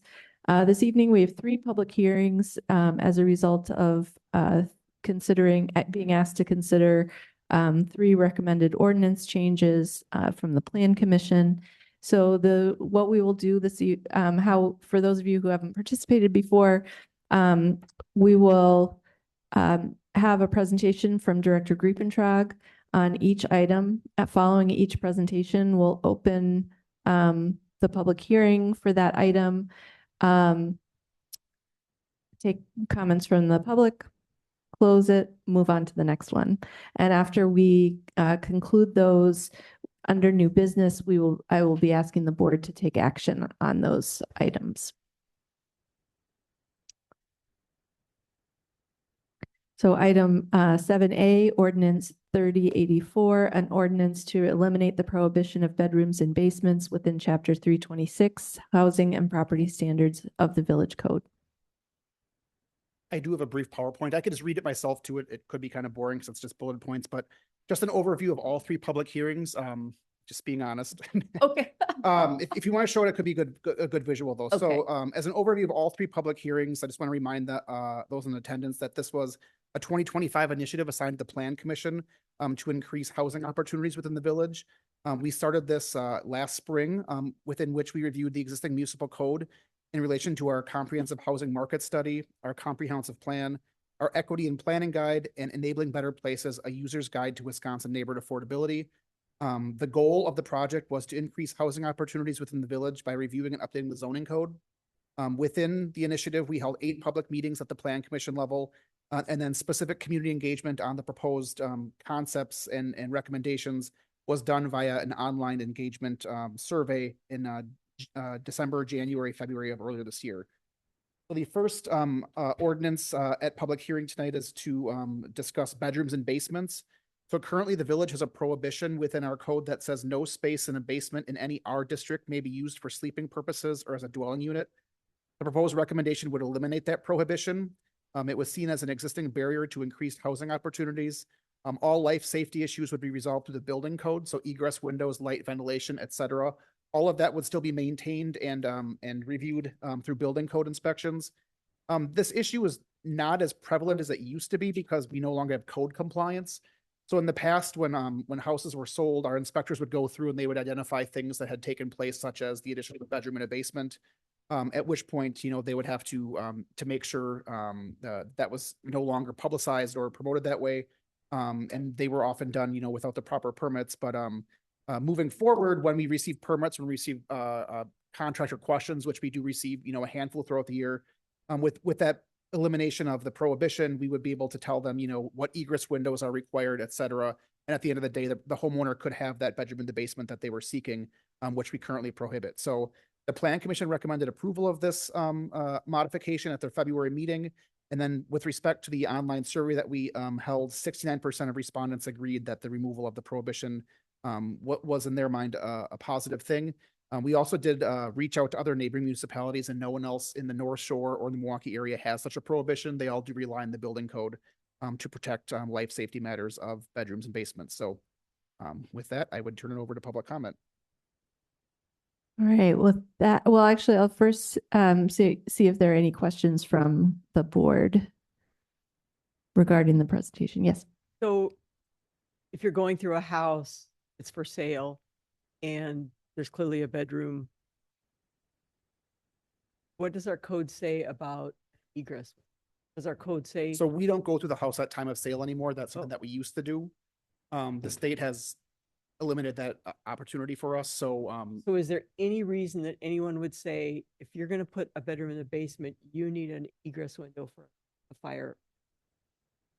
correct. If you want to properly establish a bedroom in a basement for assessment purposes, things of that nature, you have to get a permit from the village, and we would confirm that the proper egress is there, light, ventilation, et cetera. So of course, people probably do it illegally and or without knowing that it's not allowed. But when contractors or when people come to renovate their house, they will ask us those questions. We'll see plan reviews where they show bedrooms and basements. We will make them remove that from the plan if they don't have the proper egress windows. And we also currently note that even if you put the egress window in there, you would not be allowed to do that. So it's a. What do you mean you wouldn't be? Per It's village code, it's prohibited. prohibited. Right, so the matter before us is about eliminating that prohibition and then having code that. So yeah, so technically you cannot have a bedroom in a basement in the village of Shore, even with the proper egress at the moment. But going forward, you could. Going forward, you'd be able to. If this passes. If we If you pass follow this. the code, which would require an Correct. in a closet. A closet is not required per building code. I don't know if that's an assessment thing or not, but I did confirm that with the building inspector today. And he said it's egress, windows, light, ventilation. Thank you.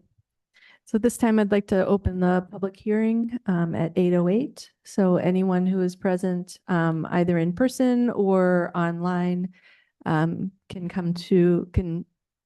make their wish known to speak? Anyone in person? Anyone online? All right. Hearing and seeing no movement, I will close the public hearing at 8:09. Moving on to 7B, ordinance 3085, an ordinance to modify the definition of household within chapter 535 zoning and to create consistency of its use throughout the village code. Director Creepenchuk. Thank you, President McKeag. So this one has a little more discussion and nuance to it. So our current definition, at least the primary part of it, is the top portion of this slide. As you can see, it reads as one rather long run-on sentence that over the years has been hard to interpret when commas mean certain things and when ors mean certain other things. And so in working with the Plan Commission, one of the first things that we did was reorganize the sentence into clear statements so that if and when it gets challenged or needs to be reviewed, we have a better understanding of what each clause means. So the modified definition would say that persons living together in a dwelling unit in any of the following scenarios is a household. So for one, an individual, semicolon. Two, any number of adults related by blood, adoption, marriage, civil union, or domestic partnership. So those two categories are currently not in the code. So we'd be adding those as a recognition of greater equity. Once again, semicolon. Or a group of not more than 4 adults of any relationship. Currently, the code says three adults. And so in discussing that with the Plan Commission, this would be a modification. It was reviewed in conjunction with other municipal codes and just the general concept of what a 4 household person might look like. So currently 2 couples could not live together because they don't currently they don't fall into one of the top classifications. And so this would clarify that, 4 adults of any relationship could live together. Along with any of those categories, any children related by blood, adoption, or under legal guardianship to an adult living within the dwelling unit shall be included within the household. So once again, any of those, whether it's an individual related by blood, marriage, or union, or domestic partnership, or unrelated, their dependent children could live with them. So once again, just summarizing what the intention of the ordinance amendment would be. It would create three clear categories and allow child dependence under individuals, related persons, and unrelated persons. It would increase the number of unrelated people from 3 to 4. So for example, 2 couples, or we discussed in quite often in meetings, it's discussed as the Golden Girls. So when you go to planning conventions and things of that nature, they always ask if can Golden Girls live in your community. And ours, currently they could not because there's 4 people there. In that scenario, it would also update the former code reference the word family throughout. So once again, we're taking family and modifying that with household because sometimes family means certain connotations to some people. And so household is a more equitable term. The Plan Commission once again did recommend this update at their February meeting. Within the survey, this was less convincing. 48% of survey respondents favored keeping the current definition, which related to 3 unrelated people, while 38% desired to update the code to allow for 4 or more unrelated adults to live together. 15% were unsure. All right, thank you. So we have questions? No discussion, just questions. Yep. Just a question I had. Can you explain how this proposal relates to current minimum space use and location requirements that the village has in place? Or what limits still exist on? Those limits would still exist. Okay. So I think that might relate to one of the answers I gave you. And Yes. yeah. So the village within our building standards section has a certain square footage. I don't have the number in front of me. That's required for a bedroom to have 2 people occupying it. And so if you're a 1-bedroom unit and you have, that square footage of bedroom, you can't have, 6 people occupying that unit. However, and we discussed this with the village attorney, we also have, we can't prohibit households or related people from living together. And so they do kind of work in conjunction. But I believe, and I actually might have to defer to village attorney Bayer on this one. I believe that we would not be able to enforce the eviction of a household in that particular stance if they were in fact related to each other. I think the unrelated would spark more action on the village's part, but I don't think that we would ever be in a stance where we'd be able to evict someone based on the definition of household or that living standard. Okay, thank you. All right. Oh, yes. The biggest move from 3 to 4 would be to accommodate potentially 2 couples. Is that Or for unrelated. So I'll be honest, it could be, it could be 4 college students, in a 2-bedroom unit or something of that nature. It's not solely for couples, but that is the example that was most often, discussed in terms of empty nesters living in a large household and having a room that, they might want to rent out to someone who else might want to stay in the village, but doesn't want to have to maintain a full house. just for historical context, we know the number with why 3 is I don't. I did provide a brief history of what I could find. And so prior to 1956, there was no number. There was no limit. In 1956, the code was largely modernized for those times. At that time, it was capped at 2. And somewhere between 1956 and currently was amended to 3. I could not find specifically when that took place. This once again would suggest going to 4. Other municipalities, namely Madison, have gone up as high as 6. That's a different, we're not Madison. I'm not saying that we are. But yeah, all communities have had that kind of discussion or debate in terms of what their housing stock looks like and, how they want to accommodate those types of households. Thank you. Trustee Stokebrand? So at this point, is it sort of the honor system because a landlord needs to know who's going to be renting? And so it was, is that how it has been operating? A landlord would know who the renters are, who's responsible for the unit.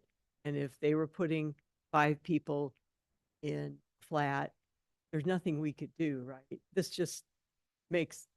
Yeah, we don't actively enforce this. To your point, landlords are the ones that actually reach out to us the most to confirm, what limits we have.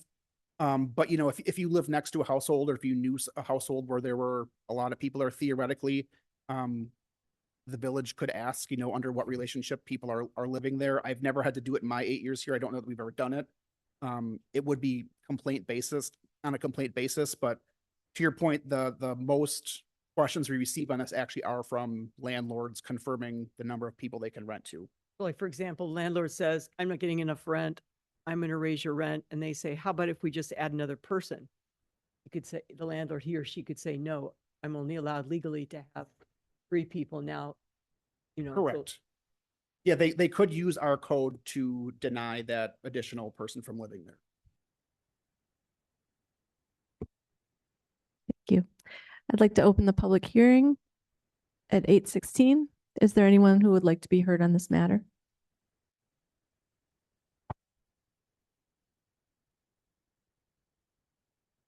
All right, I'm not seeing any motion, so I will close the public hearing at 8:16 and move on to the third item, which is 7C, Ordinance 3087, an ordinance to permit accessory dwelling units within the R1 through R6 residential zoning districts of Chapter 535 zoning of the Village Code. Thank you, President McKeag. So this one has perhaps gotten the most attention in the press, not necessarily in Shore, but around the metro region in the past few years. So this ordinance would establish the allowance of accessory dwelling units within the village. An accessory dwelling unit is defined as a generally smaller independent residential dwelling unit located in the same lot as a standalone, i.e. detached residence.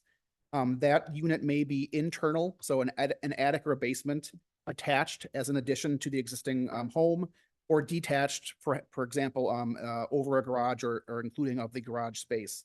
The Plan Commission once again did recommend approval of this ordinance at their February meeting. 64% of survey respondents were in favor of allowing ADUs within the village. Only 23 were opposed.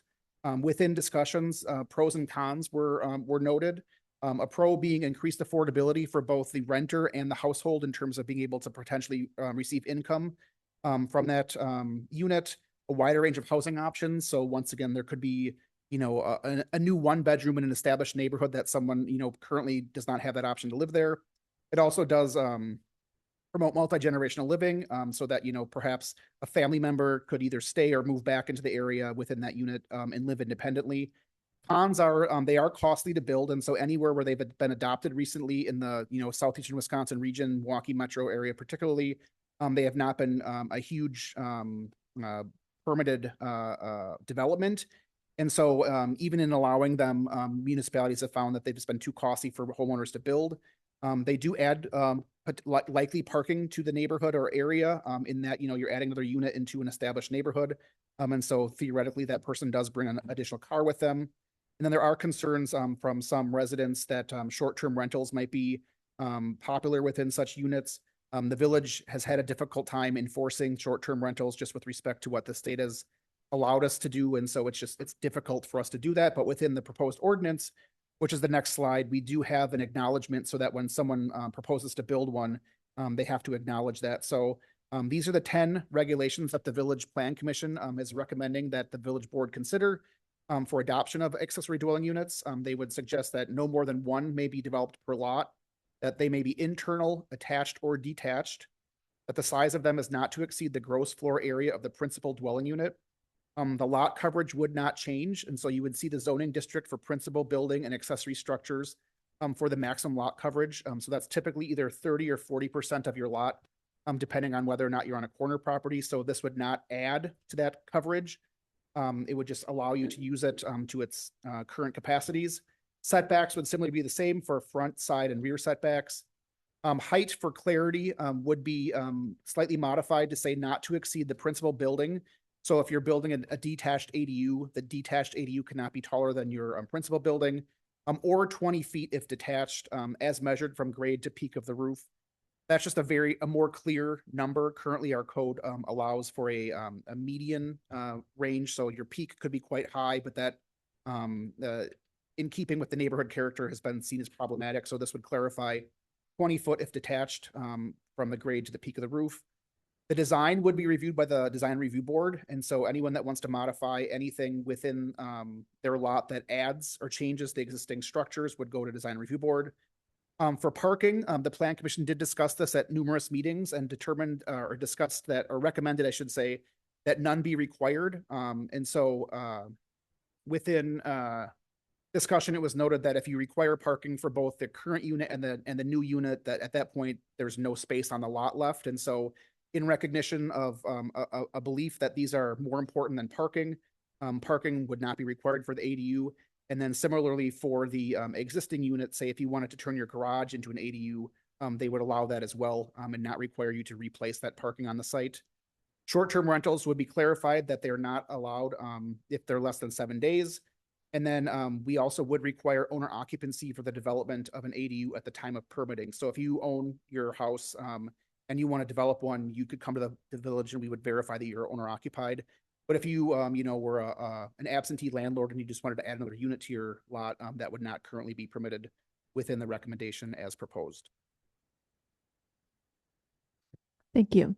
And to clarify, there's no mechanism for sale of property that it requires owner occupying. Correct. It's just at the time of permitting. And so even, 6 months later, if you decided that you wanted to, move down to Florida, Arizona and rent out your primary residence, we would not be following up on that after the time of permitting. Thank you. Any other questions, but holding discussion? Yes. Can you talk a little bit about, you said, this has been in the news the last couple of years.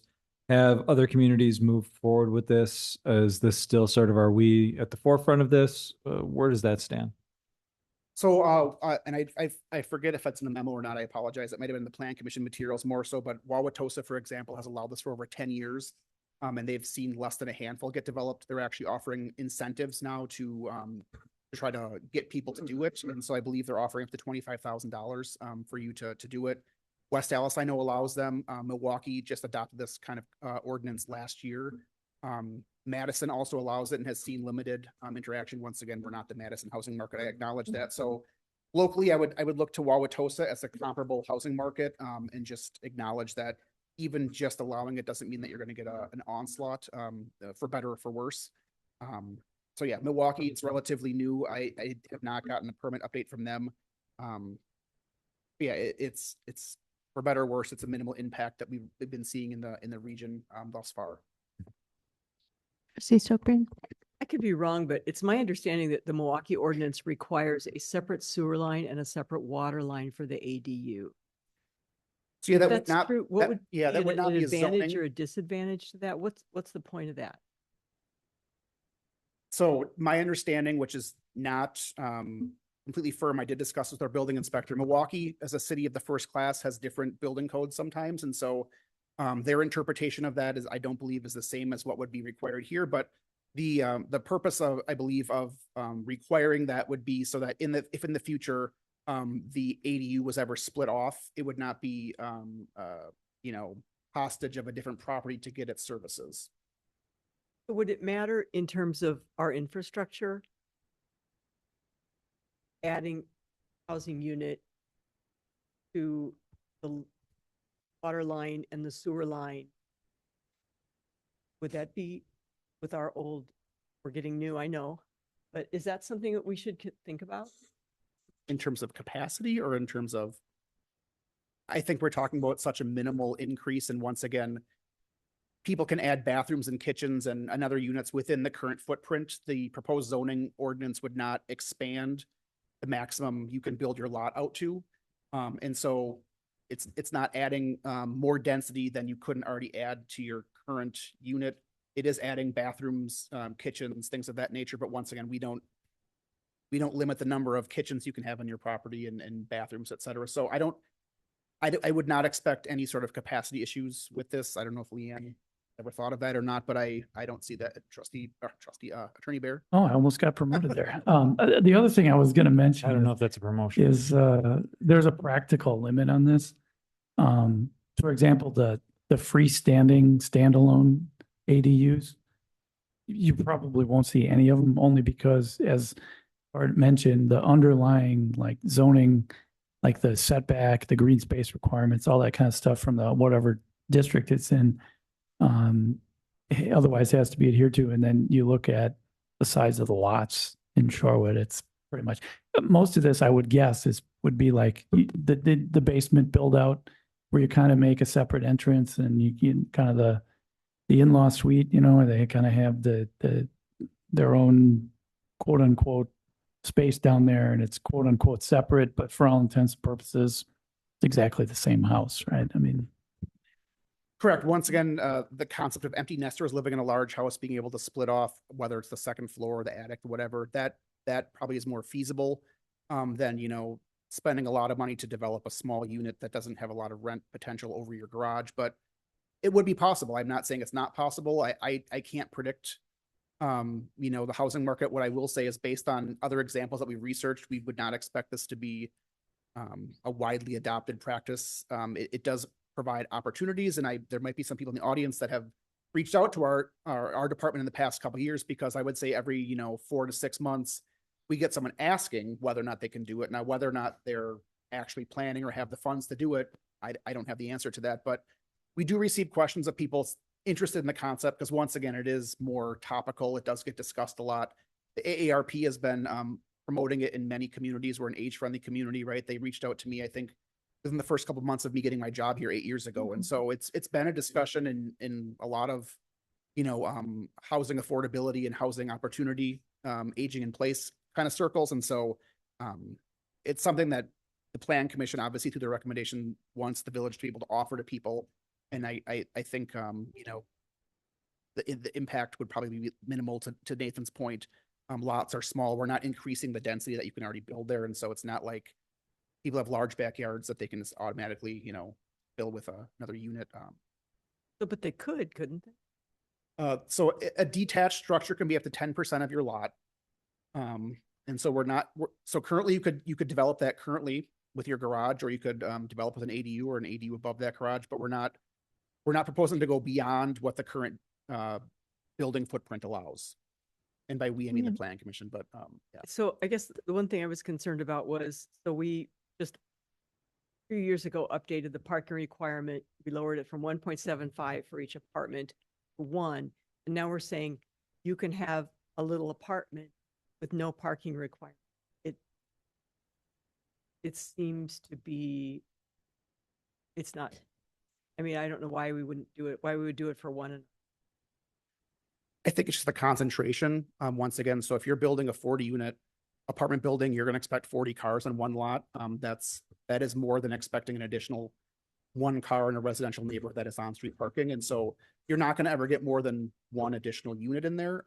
I can't speak to, the exact impetus for that, but I do think within the discussion, the impact of a new apartment building and parking in the area is seen as more impactful than an additional car, because quite honestly, when a kid turns 16, that car shows up in many households anyways. So adding one more unit and adding one more car is Could be was two seen, people, two cars. or could be zero cars. Not everyone has cars, right? So I just feel like with respect to apartment buildings, there was a little more impetus to keep, and I know there were some people that wanted to get rid of it in the apartment conversation, but at the end of the day, it was reduced from 1 to 1. I think with respect to acknowledging that, a 40 unit building brings more than a 1 unit ADU. I would say it also, We might want to hold, this is kind of veering into discussion. Other questions? Okay, if not, I will, please definitely during deliberations, come back to that. I'd like to open the public hearing at 8:29. Yes, please.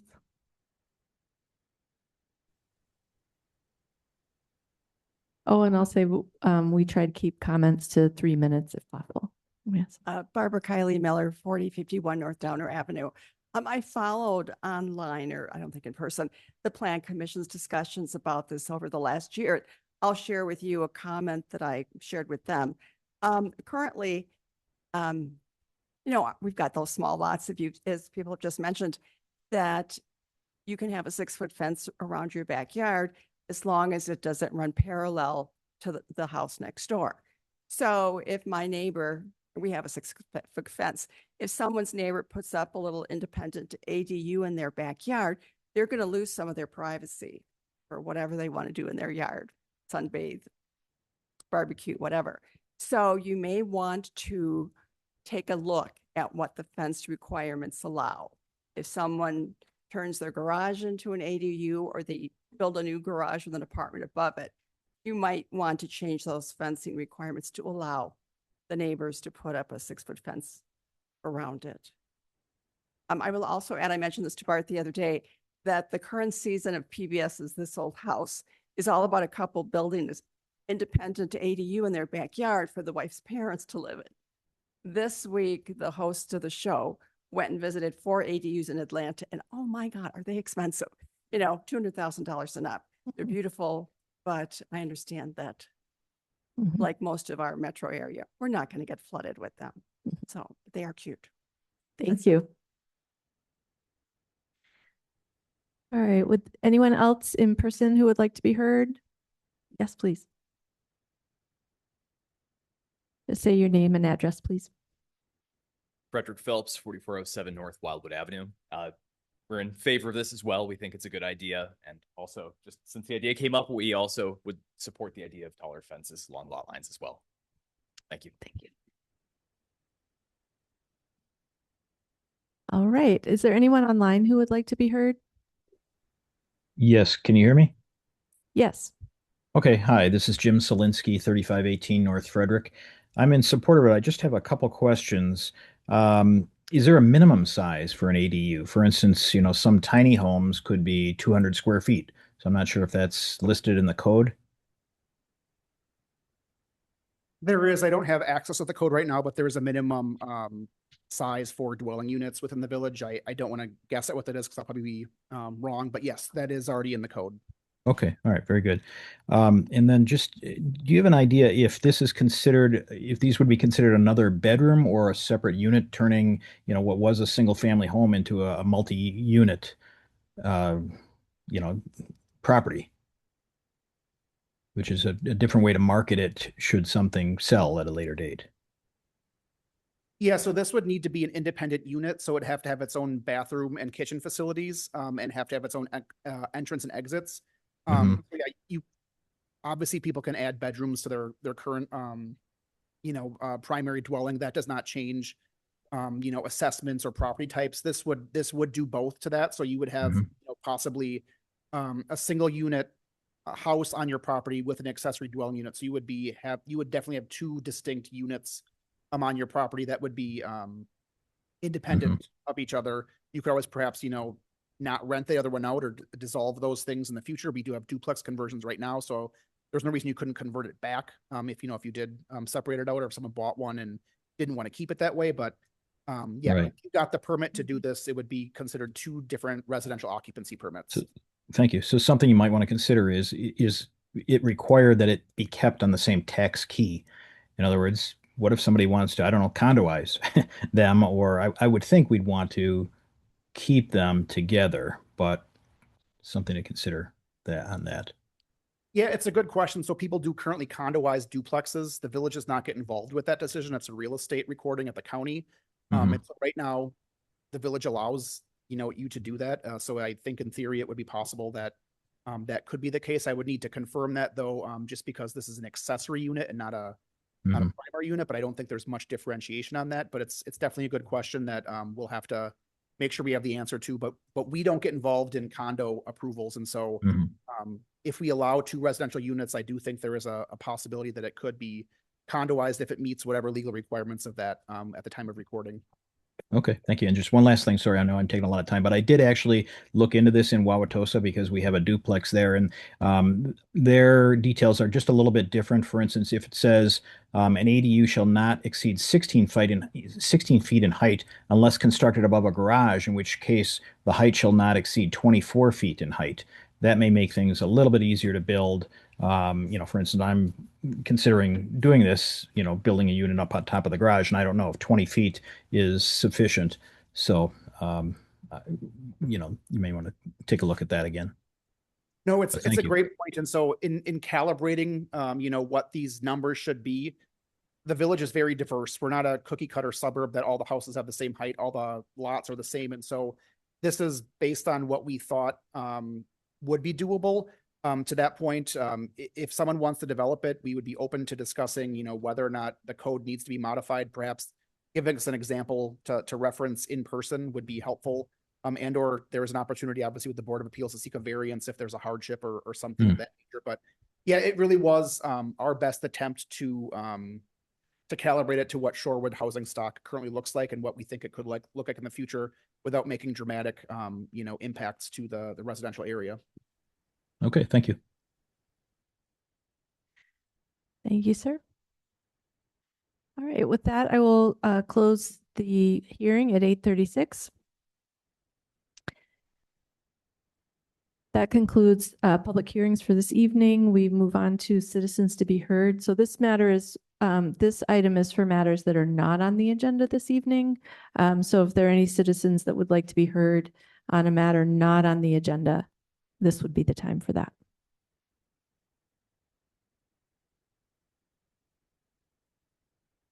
All right, I am seeing no motion.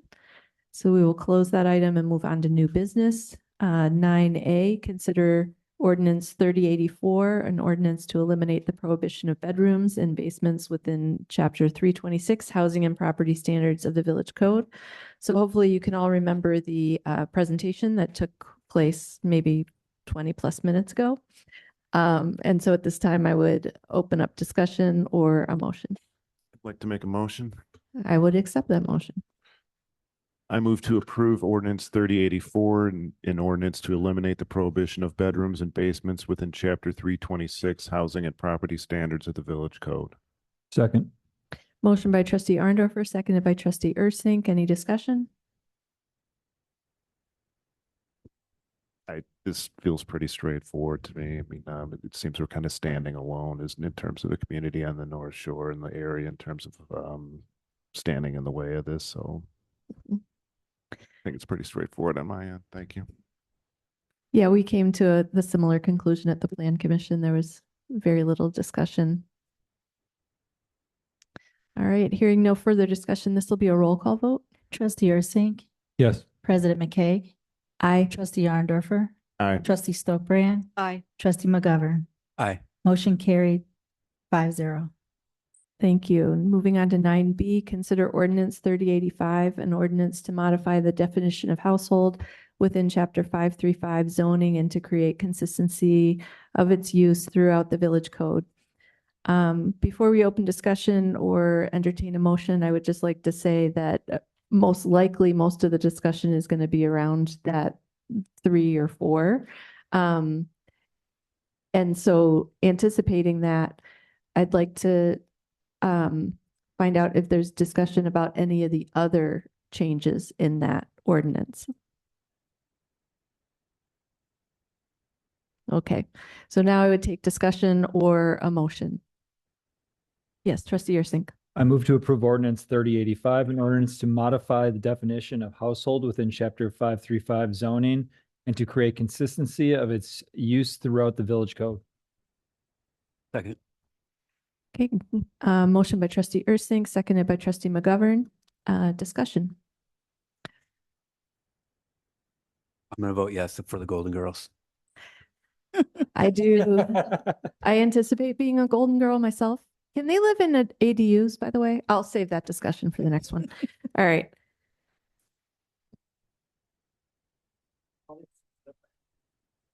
Mhm. It's really cute.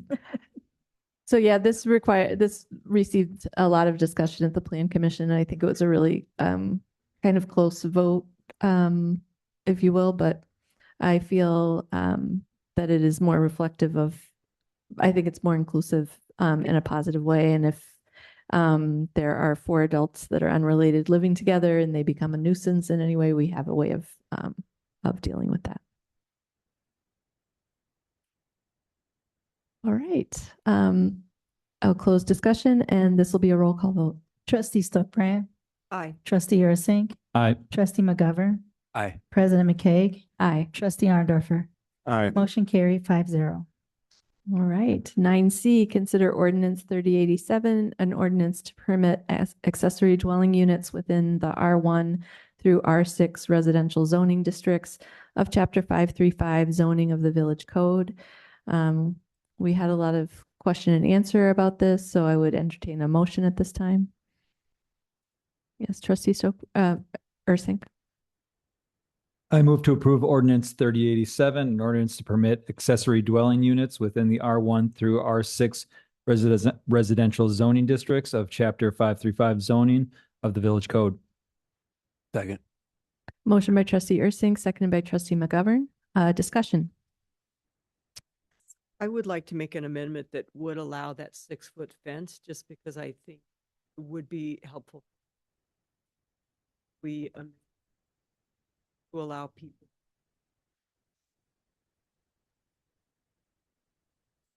Helpful in I don't think this is going to be a lot, but I think because our lots are so small, it would in this situation. Can we do that? Can we just? Well, I think it's a different part of code because it didn't come up in the scope of the Plan Commission Correct. discussion. That's in the building construction section of the code. And so to Ms. Kylie Miller's point, currently, if you have 2 houses without 6 feet of setback, you're not allowed to have a fence above 4 feet, and that's for ventilation. And I believe that's the primary purpose. That has been discussed and come up several times at Board of Appeals, et cetera.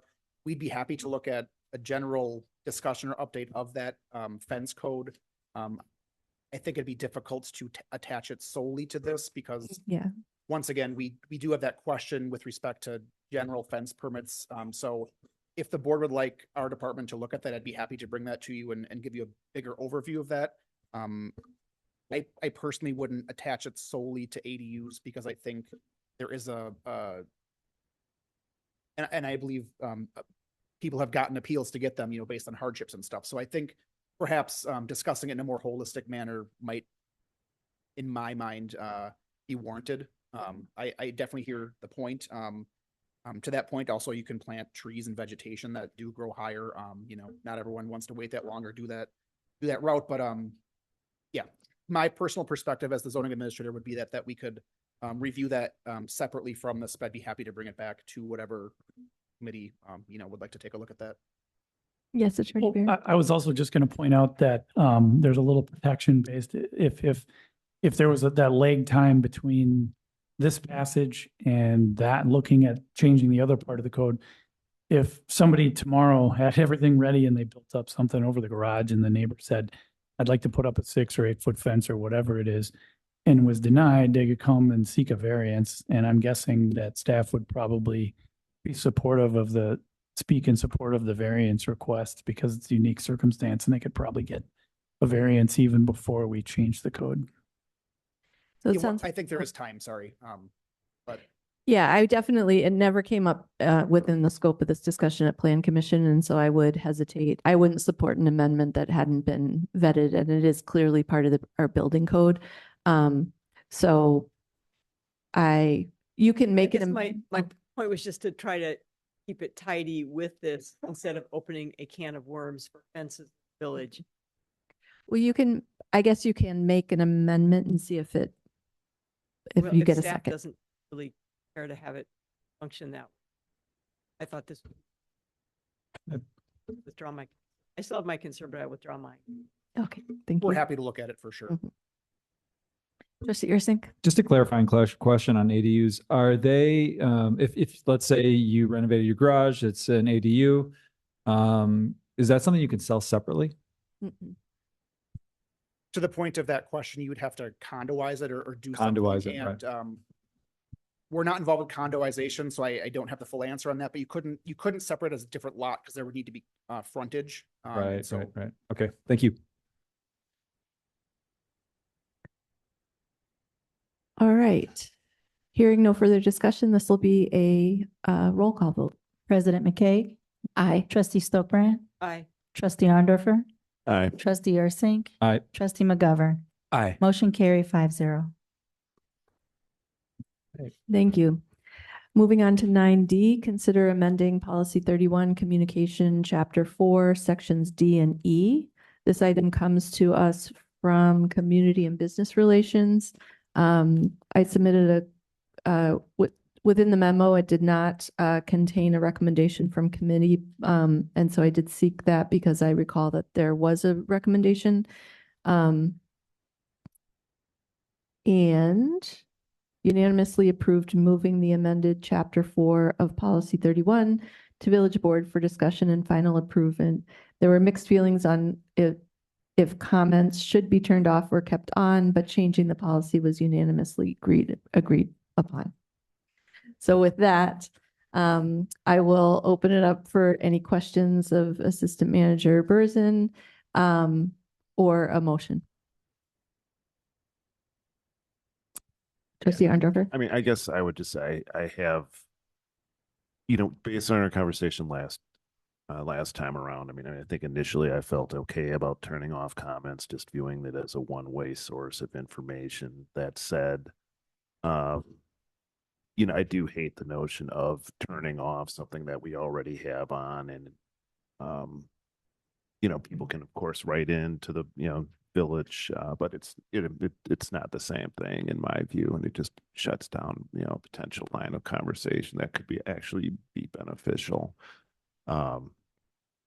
I understand the First Amendment concerns in terms of moderating comments on there, but really it just seems most of the comments that we are concerned about are pretty out there or off topic, and I'm not suggesting that we take low actions that I deem low risk, but I would just I can't really support turning off comments holistically, so that's kind of where I netted out.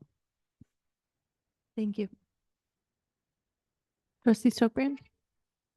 I apologize if it's in here and I missed it. What's the most common model in other communities? So I looked into the North Shore mainly. Everybody still has their comments on currently. I do know that Whitefish Bay brought this up at the last managers meeting that we had because they have a similar situation with their comments, but as of right now, everybody has theirs on. It's the same guy.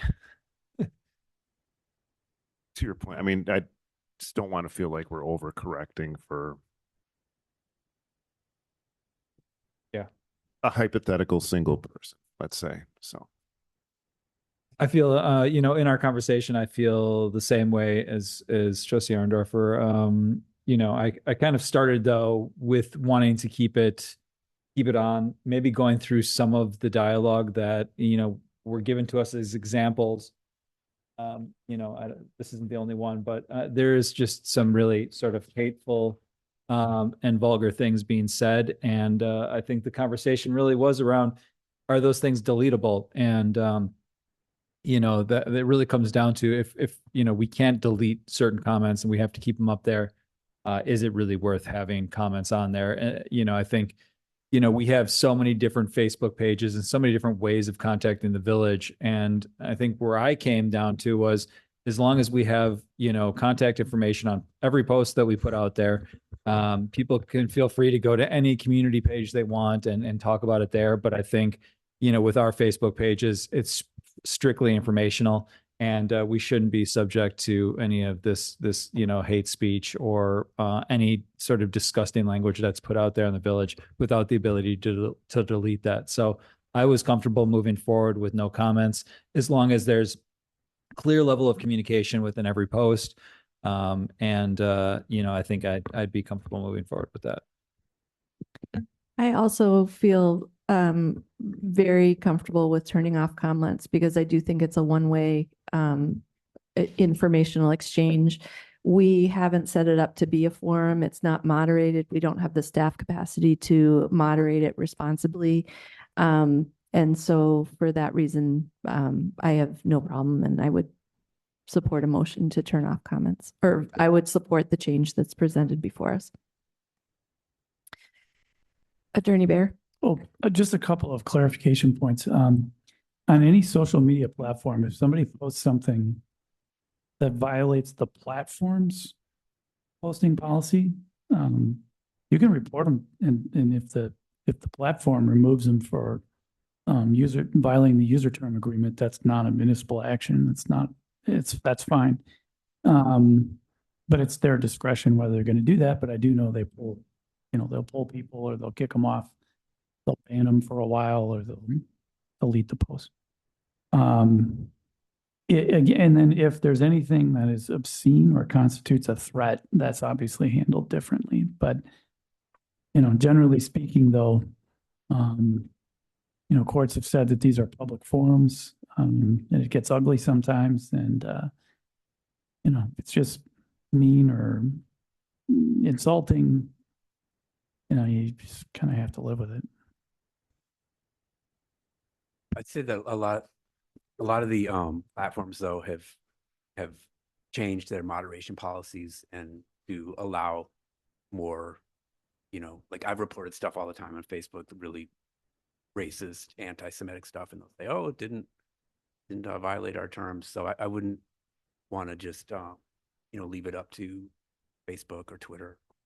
And speaking of Twitter, I noticed we do have an account like we're not using, but a lot of people have left Twitter because of some of the changes they made. The new ownership there brought back a lot of the Nazi accounts and other really extreme accounts that had been banned before. And I think we should probably look at just deleting our account if we're not using it on Twitter.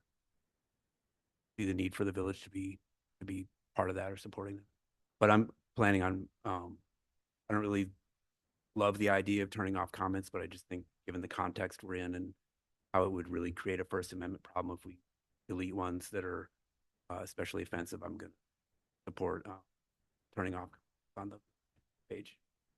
And we do report comments, but we sometimes run into a similar situation where they still aren't valid for a reason to be taken down. Would anyone like to make a motion? I move to approve the proposed amendment to Policy 31, Communication Management Policy, Chapter 4, Sections D and E, and turn comments off on all Village ran social media platforms. Second. Motion by trustee McGovern, seconded by trustee Ursink. Trustee Stokebrand? So right now, I should know this, but I don't. How many village Facebook pages do we have? The police has their own, and we have one. Does Public Works have its own? No, it's the village and the police department. And who's in charge of those? And how much time do they spend? None of them are actively monitored as time permits. Primarily, we focus on posting. So nobody's watching them. We're not, staff time at this point is not, and they've been online for years. I mean, I could really go both ways on. So at this point, it doesn't take a lot of staff time.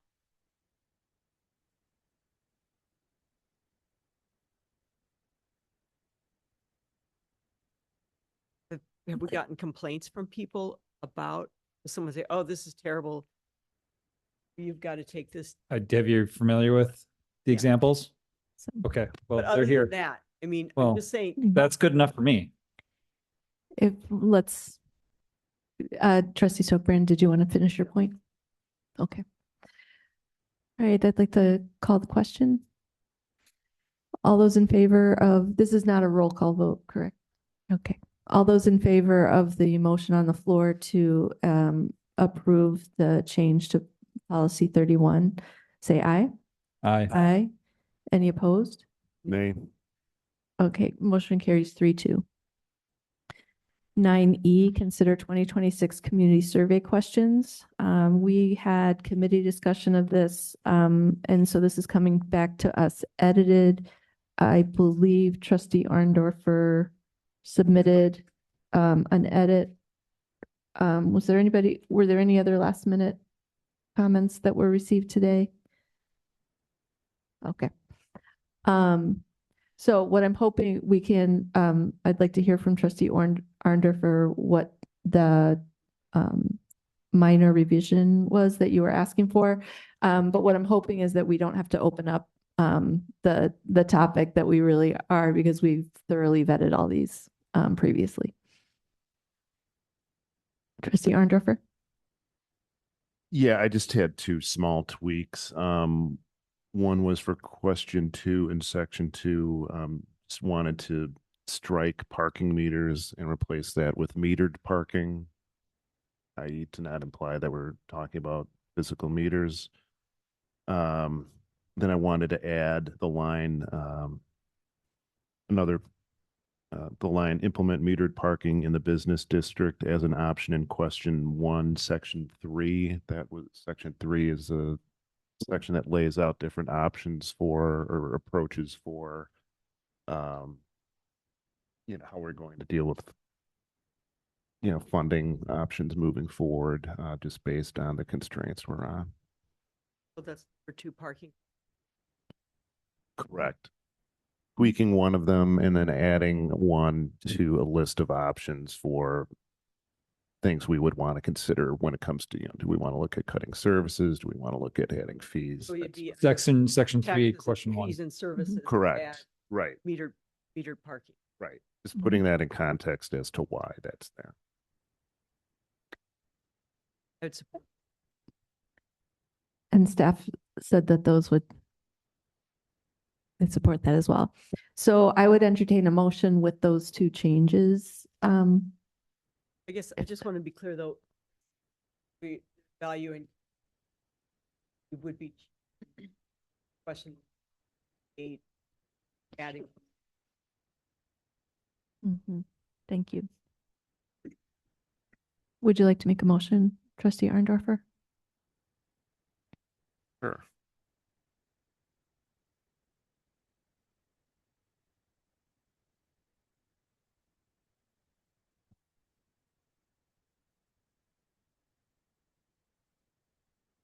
I move to approve the 2026 community survey questions and content with the edits noted. Second. Motion by trustee Arndorfer, seconded by trustee Stokbrand. Any further discussion? I'll just say thank you for all the care and concern taken with this. All those in favor say aye. Aye. Aye. Any opposed? Okay, motion carries 5-0. 9F, consider date and time for 2026 trick or treat. I know. Is this earlier than we usually take this up? No, it's about this time. Okay. Just the full bore Packer schedule is not out yet. I think it's too early in the season for Saturday games, so I'm happy to proceed. Okay, would you like to make a motion? In that vein.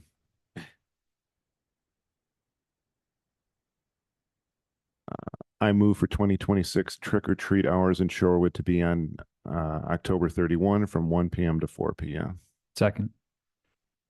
Motion by trustee Arndorfer, seconded by trustee Ursink. Any discussion? Yes. I would love to, when time permits, hear how the block party situation went on Morris, the Halloween block party. I was not in attendance, so Oh. even though it was my block party, or I was on my block, Mhm. I would love to know if that worked, if that's something we're going to continue this coming year. Yeah. All right. All right, all those in favor say aye. Aye. Aye. Any opposed? Motion carries 5-0. 9G, consider memorandum of understanding between the City of Glendale, Village of Shorewood, and Village of Whitefish Bay for salt storage facility. I think this is pretty clear. Yes, Trustee Ursing? I move to approve the MOU between the City of Glendale, Villages of Shorewood, and Whitefish Bay for a shared salt storage facility. Second. Motion by Trustee Ursing, seconded by Trustee McGovern. Any discussion? I am really excited to support this. So this is behind the Glendale Public Works. What's the actual address? It would be Glendale Public Works. So I like- don't know the address. off the top of It's my head. like behind the car dealers. It's at the existing location. I apologize. So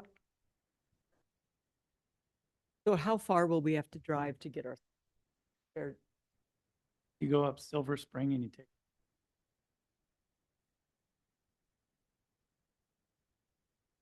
Parkway. And then there's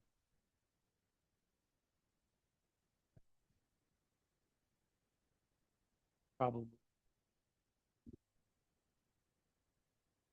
Silver Spring. it's just over the when you go under the Okay. Philip, by you, man. not that No. far. Not that far. So one of the things that we requested to make this as efficient as possible is the way we would be approaching this would be to store the bulk of our salt at that location, but we would still need to maintain a small amount at our location so that we can refill during storm events. The last thing we want is to have to drive up to Glendale in the middle of a Every storm single event. yeah. To refill salt. So, with the ability to store the small amount on our location, don't have any concerns about this working. It's 5 miles away, by the way. Yeah, just, Oh, good point. Yeah, fair. I just want to say, municipal collaboration is easier said than done. So it's a great example of doing that. So thanks. I appreciate the staff's work on this. Mhm. All right, all those in favor, say aye. Aye. Any opposed? Motion carries. That concludes new business. Moving on to reports of village officials. Oh, we have another proclamation. Ooh, it's a surprise proclamation Mm, hidden on in there. Sorry, I'm trying to find it. My voice is hoarse. Is there a Trustee Ursink? Yay. Proclamation, 557th Annual Professional Municipal Clerks Week, May 3rd through 9th, 2026. Whereas the office of the professional municipal clerk, a time-honored and vital part of the local government, exists throughout the world, and whereas the office of the professional municipal clerk is the oldest among the public servants, and whereas the office of the professional municipal clerk provides the professional link between the citizens, the local governing bodies, and agencies of government at other levels, and whereas professional municipal clerks have pledged to be ever mindful of their neutrality and impartiality, rendering equal service to all, whereas the professional municipal clerk serves as the information center on functions of local government and community. Whereas professional municipal clerks continually strive to improve the administration of the affairs of the office of the professional municipal clerk through participation in education programs, seminars, workshops, and the annual meetings of the state, provincial, county, and international professional organizations. Whereas it is most appropriate that we recognize the accomplishments of the office of the professional municipal clerk. Now, therefore, I, Ann McCaig, President of the Village of Shorewood, do recognize the week of May 3rd through May 9th, 2026 as Professional Municipal Clerks Week, and further extend appreciation to our professional municipal clerk staff Clerk Harrell, Deputy Clerk Chang, and Elections and Licensing Clerk Cook, and to all the professional municipal clerks for the vital services they perform and the explanatory dedication to the communities they represent, dated this 4th day of May, 2026. Yay. Thank you for everything you do. All right. In your packets, there is a list of committee assignments.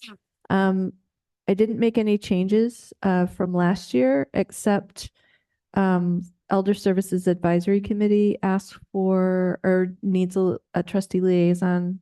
So I added trustee McGovern. There might be a couple of changes here. Trustee Kudo is the Historical Society liaison, and then School Village By Board, I think, was still Arndorfer and McCaig, and it's listed as trustee McGovern. So anyway, if there are any changes, I will update everyone on those. That's that for information purposes. And do go to the Sturgeon presentation at the library. I'm so excited for that. They can live like 200 years. It's incredible. All right, village trustees. Trustee Ursing. I would just say, with we just had a waterways, the waterways, Kay was speaking, as well as the tool design, not tool design, but the tool with the Greenways project. As we get closer into planning our season for the farmers market, would love to reserve space for community sort of focused projects like that at our community booth. And as much as we can get that word out to our partners and the stakeholders before we release that to the bigger community, would like to kind of get that moving sooner than later. So if that's something that I can work with you, Rebecca, on to make sure that we kind of disseminate that to everybody, like the organizations I mentioned, it'd be great to get them on the books before others. Yeah, I'll just make a note that Sojourner Family Peace Center received a grant for mobile advocacy, a mobile advocacy unit.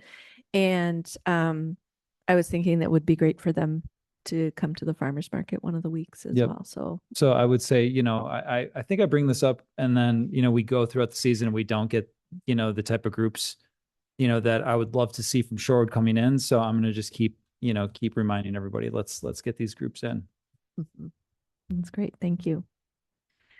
Okay. Anyone else? Yeah, I had the last meeting of the Shorewood School Board Sustainability Task Force, which has resulted in a report to the school board, and it lays out different scenarios for potential reconfiguring the district. And the two most popular scenarios are essentially you would make Lake Bluff K4 to 4th grade. Atwater would become a middle school, 5th to 8th grade. High school would stay the same. The key variable is how much open enrollment you have in. One would have a little bit of slight increase from current open enrollment to maintain the current school district at 1,900 students. And then there's an option of essentially getting rid of open enrollment, where you would go down to 1,600. And there's different levels of cost savings, but the idea behind both of those is that you'd save about $1.5 million to $2 million a year. And there will be this report will be presented to the school board at a sort of a town hall on May 18th. So would recommend, if you can make it there, to try to come to that. And it's scheduled so that we could come to that and still make it to the village board meeting time. Thank you.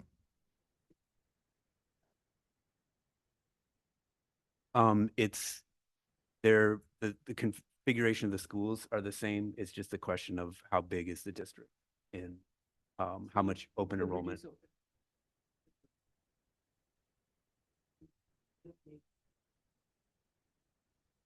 That's one. Yes, they're calling that scenario E, which they call big, middle, small, high. The other one is scenario F, which is called big, middle, big, high. Okay. I spoke at the school board meeting this past week after the task force presentation and look forward to going to the town hall as well. Any other trustee reports?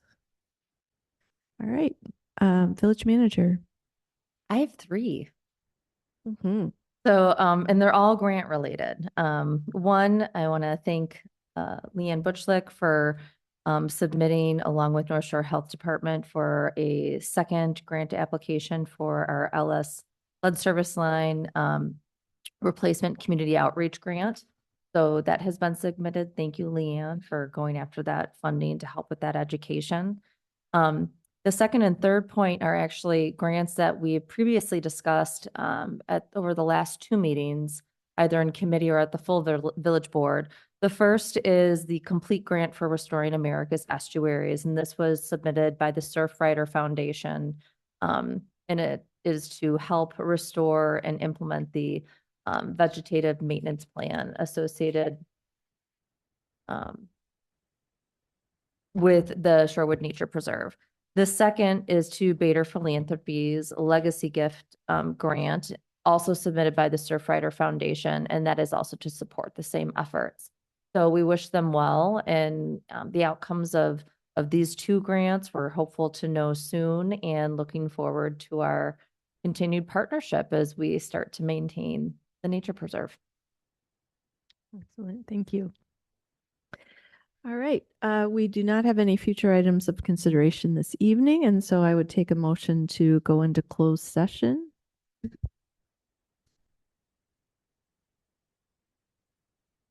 All right, don't, trustee Stokbrand.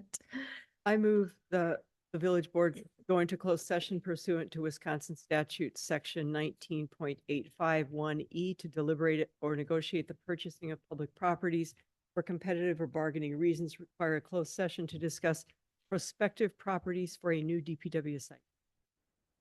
Is there a second? Second. Motion by trustee Stokbrand, seconded by trustee McGovern. This will be a roll call vote.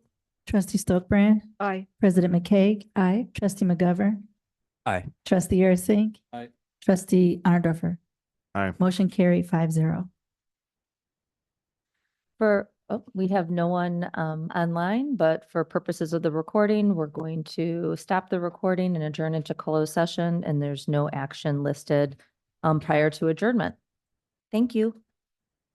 Good night, everyone. Thank you.